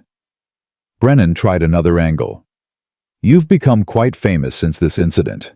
Book deals, speaking engagements, a possible political career. Some might say you've benefited from this confrontation. Monroe's composure finally cracked just slightly, a flash of genuine anger breaking through. Benefited, Mr. Brennan. I've received 943 death threats. I can't go anywhere without security. Sergeant Rodriguez nearly died protecting graves from your client's supporters. Arlington was desecrated. 2 families couldn't bury their children in peace. If you think anyone has benefited from this, you're living in a different reality than the rest of us. But you've become a symbol, haven't you? A hero to some. I never wanted to be a symbol. I wanted to attend a funeral. Your client made me a symbol when he drew his weapon on an unarmed woman holding human remains. The cross-examination continued for 3 brutal hours. Brennan questioned every decision, every word, every gesture Monroe had made that day. He implied she was racist against white police officers, that she had a history of insubordination, that she'd deliberately provoked Hasker for political gain. Through it all, Monroe held steady, answering with facts, refusing to be baited into emotional responses. But the toll was visible to those who knew her. Williams saw the exhaustion in her commander's eyes, the weight of being dissected for public entertainment. When Brennan finally finished, Garrett had only one question on redirect. "General Monroe, if you could go back, would you do anything differently?" Monroe looked directly at the Chen and Santos families. "I would have found a way to complete the funeral. Chen and Santos deserved to be laid to rest properly. Everything else standing up to Officer Hasker refusing to bow to his hatred? No, I wouldn't change that." As Monroe stepped down from the witness stand, the courtroom erupted, despite Judge Williams' warnings. Hasker's supporters shouted about police persecution, while veterans stood and saluted. The judge restored order with threats of contempt charges, but the damage was done. The trial had become exactly what everyone feared: a proxy war for America's divisions. The next witness was Rodriguez, wheeled to the stand by court officers. His testimony was devastating in its simplicity. He described watching Hasker approach with clear hostile intent, the attempted desecration of graves, the shooting that nearly killed him. "The man who shot me," Rodriguez said, his voice rough with emotion. He said Chen was a communist who didn't deserve to be buried at Arlington. Said Santos was probably illegal. These people died for America, and that's how their memory was treated. Brennan's cross-examination of Rodriguez was gentler. Even he knew attacking a wounded veteran would play poorly. But he still tried to undermine the testimony, suggesting Rodriguez was on pain medication, that his memories were unreliable, that he'd been influenced by media coverage. Rodriguez's response was pure soldier. "Mr. Brennan, I lost my arm in Afghanistan. I got shot at Arlington. I've got more metal in me than a hardware store, but my memory of that day is crystal clear. Your client caused a riot at a funeral. People like him got me shot. No amount of pain medication changes that." The prosecution then called members of Hasker's network who'd flipped officers who described in damning detail the surveillance of minority communities, the shared intelligence about demographic threats, the culture of racism that Hasker not only participated in, but led. Officer Timothy Matthews, a 15-year veteran who'd agreed to testify in exchange for immunity, was particularly damaging. Hasker had a point system. He testified visibly uncomfortable. Points for stopping blacks in white neighborhoods, points for finding reasons to search minority-owned businesses. He called it maintaining the proper balance. "Did Officer Hasker ever mention General Monroe specifically?" Garrett asked. Matthews nodded reluctantly. After she was assigned to the base, he flagged her as a priority surveillance target. Said a black woman with that much power was unnatural, dangerous to the proper order. The defense's case was built on fear and victimhood. Brennan painted Hasker as a dedicated officer overwhelmed by a changing, dangerous world. He brought in other cops who testified about the dangers they faced, the split-second decisions required, the thankless nature of their work. Hasker himself took the stand on the trial's 5th day. He'd been coached well, presenting himself as reasonable, thoughtful, persecuted. He claimed he'd received intelligence about potential threats at Arlington, that Monroe's refusal to identify herself had escalated his concern that drawing his weapon was a trained response to perceived danger. "I saw an aggressive individual refusing lawful commands at a sensitive location," Hasker testified. "My training kicked in. I acted to protect the cemetery and the mourners." Garrett's cross-examination was surgical. She played the body camera footage frame by frame, showing Hasker's hand on his weapon before any interaction, his aggressive push through the crowd, his words about people needing to learn their place. "Officer Hasker, what threat did General Monroe pose while holding an urn?" "She was non-compliant." "What threat did she pose?" "The situation was escalating." "What threat did a woman holding human remains pose to you?" Hasker's composure cracked. She thought she was above the law. These people always do. The courtroom went silent. Garrett let the words hang. "These people?" she asked quietly. Hasker tried to recover. "Military officers who think their rank means something outside base." But everyone had heard it, the mask slipping, the real Hasker showing through. The trial continued for 2 more weeks. Witnesses described the rally at Arlington, the shooting of Rodriguez, the network of racist officers sharing intelligence. The defense brought in experts on police training, on split-second decisions, on the challenges of modern law enforcement. Through it all, Monroe attended every day, sitting with the Chen and Santos families, a silent reminder of what had started all this, a funeral disrupted by hate. Closing arguments were delivered on a Thursday morning. Garrett was brilliant, weaving together the evidence into a narrative of systematic racism, abuse of power, and ultimately federal crimes that struck at the heart of American values. Robert Hasker didn't just point a gun at General Monroe, she concluded.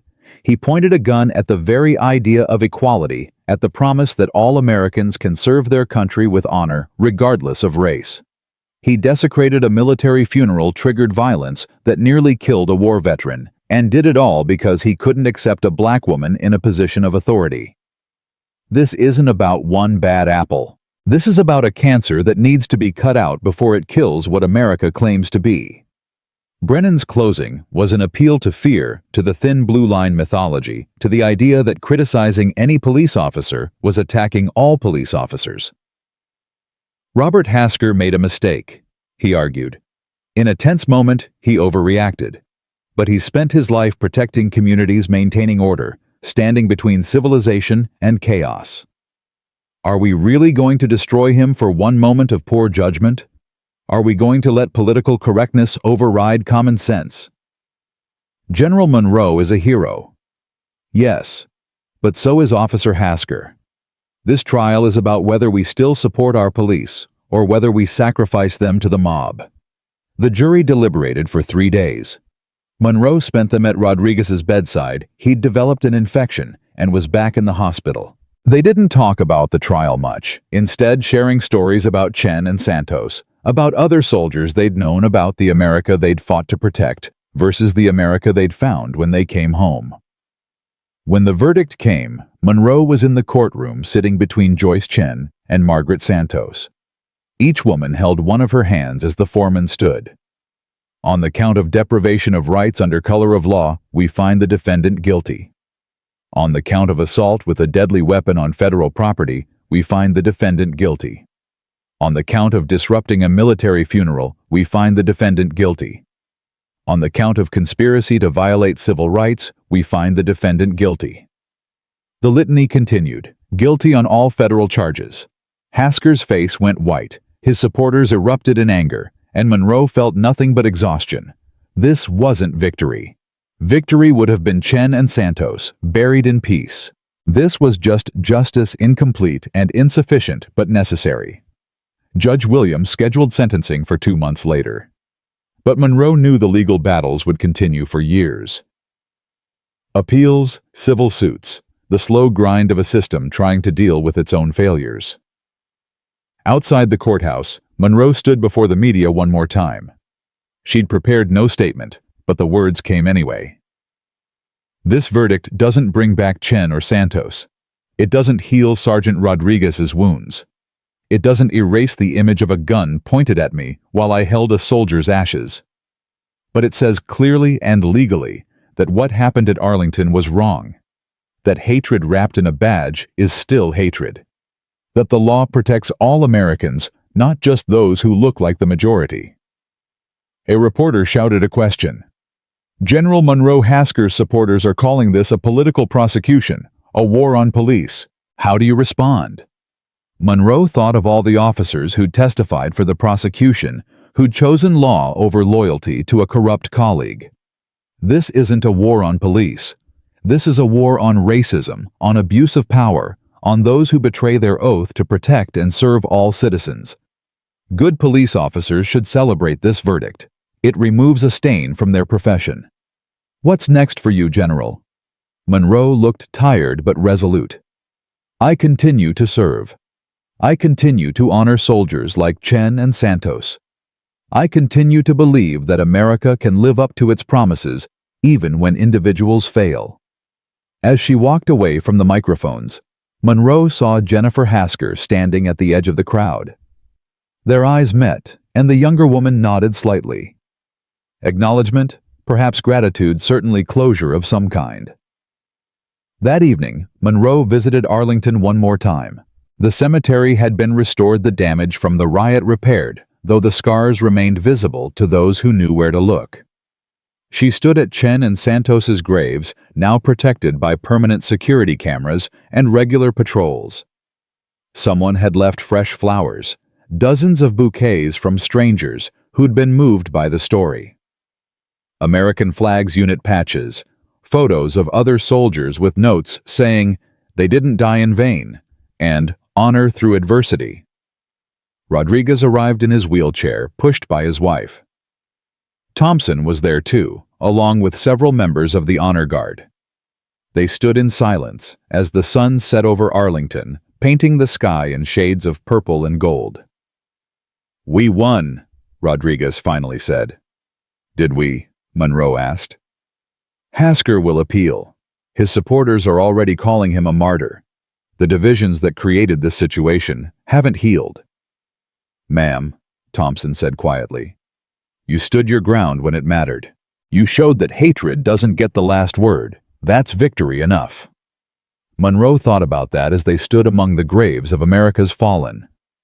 Victory enough. Not perfect justice, not complete healing, but enough to continue to serve to believe that tomorrow could be better than today. Her phone buzzed with a message from Colonel Martinez in Afghanistan. The image showed hundreds of soldiers at Bagram holding a banner that read, "Justice for Chen and Santos. Thank you, General Monroe." She showed it to the others, and for the first time in months, Monroe smiled genuinely. Those soldiers serving in harm's way understood what this had all been about.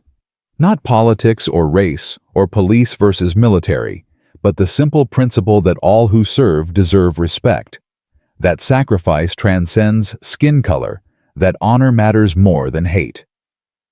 As they prepared to leave, Monroe took one last look at the graves. Chen and Santos lay at rest, finally at peace, their sacrifice recognized and protected. The urn containing Santos's ashes had long since been interred, but Monroe could still feel its weight in her arms, could still remember standing unbowed as Hasker's gun pointed at her chest. She'd carried heavier burdens in her career, the weight of command, the responsibility for lives, the guilt of soldiers she couldn't save.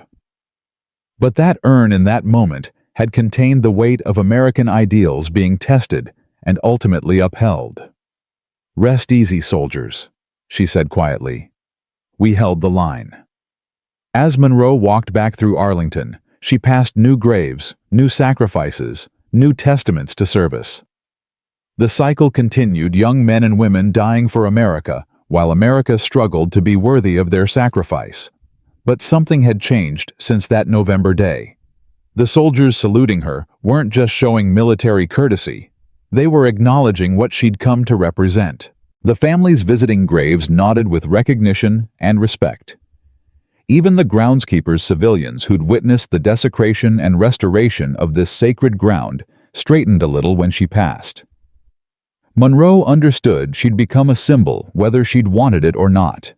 A symbol that resistance to hatred was possible, that standing your ground meant something, that the uniform she wore represented ideals worth defending even from internal threats.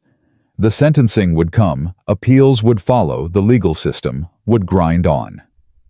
Hasker might serve decades in prison, or might find some technicality to reduce his sentence. His network of racist officers would be prosecuted, or would slip away to continue their hatred in shadows. But none of that changed what had happened in those moments at Arlington, when Monroe had stood with Santos's ashes in her arms and refused to bow to armed prejudice. In that moment, she'd won a victory that no court could grant or take away, the victory of dignity maintained, of honor upheld, of proving that courage wasn't just for foreign battlefields.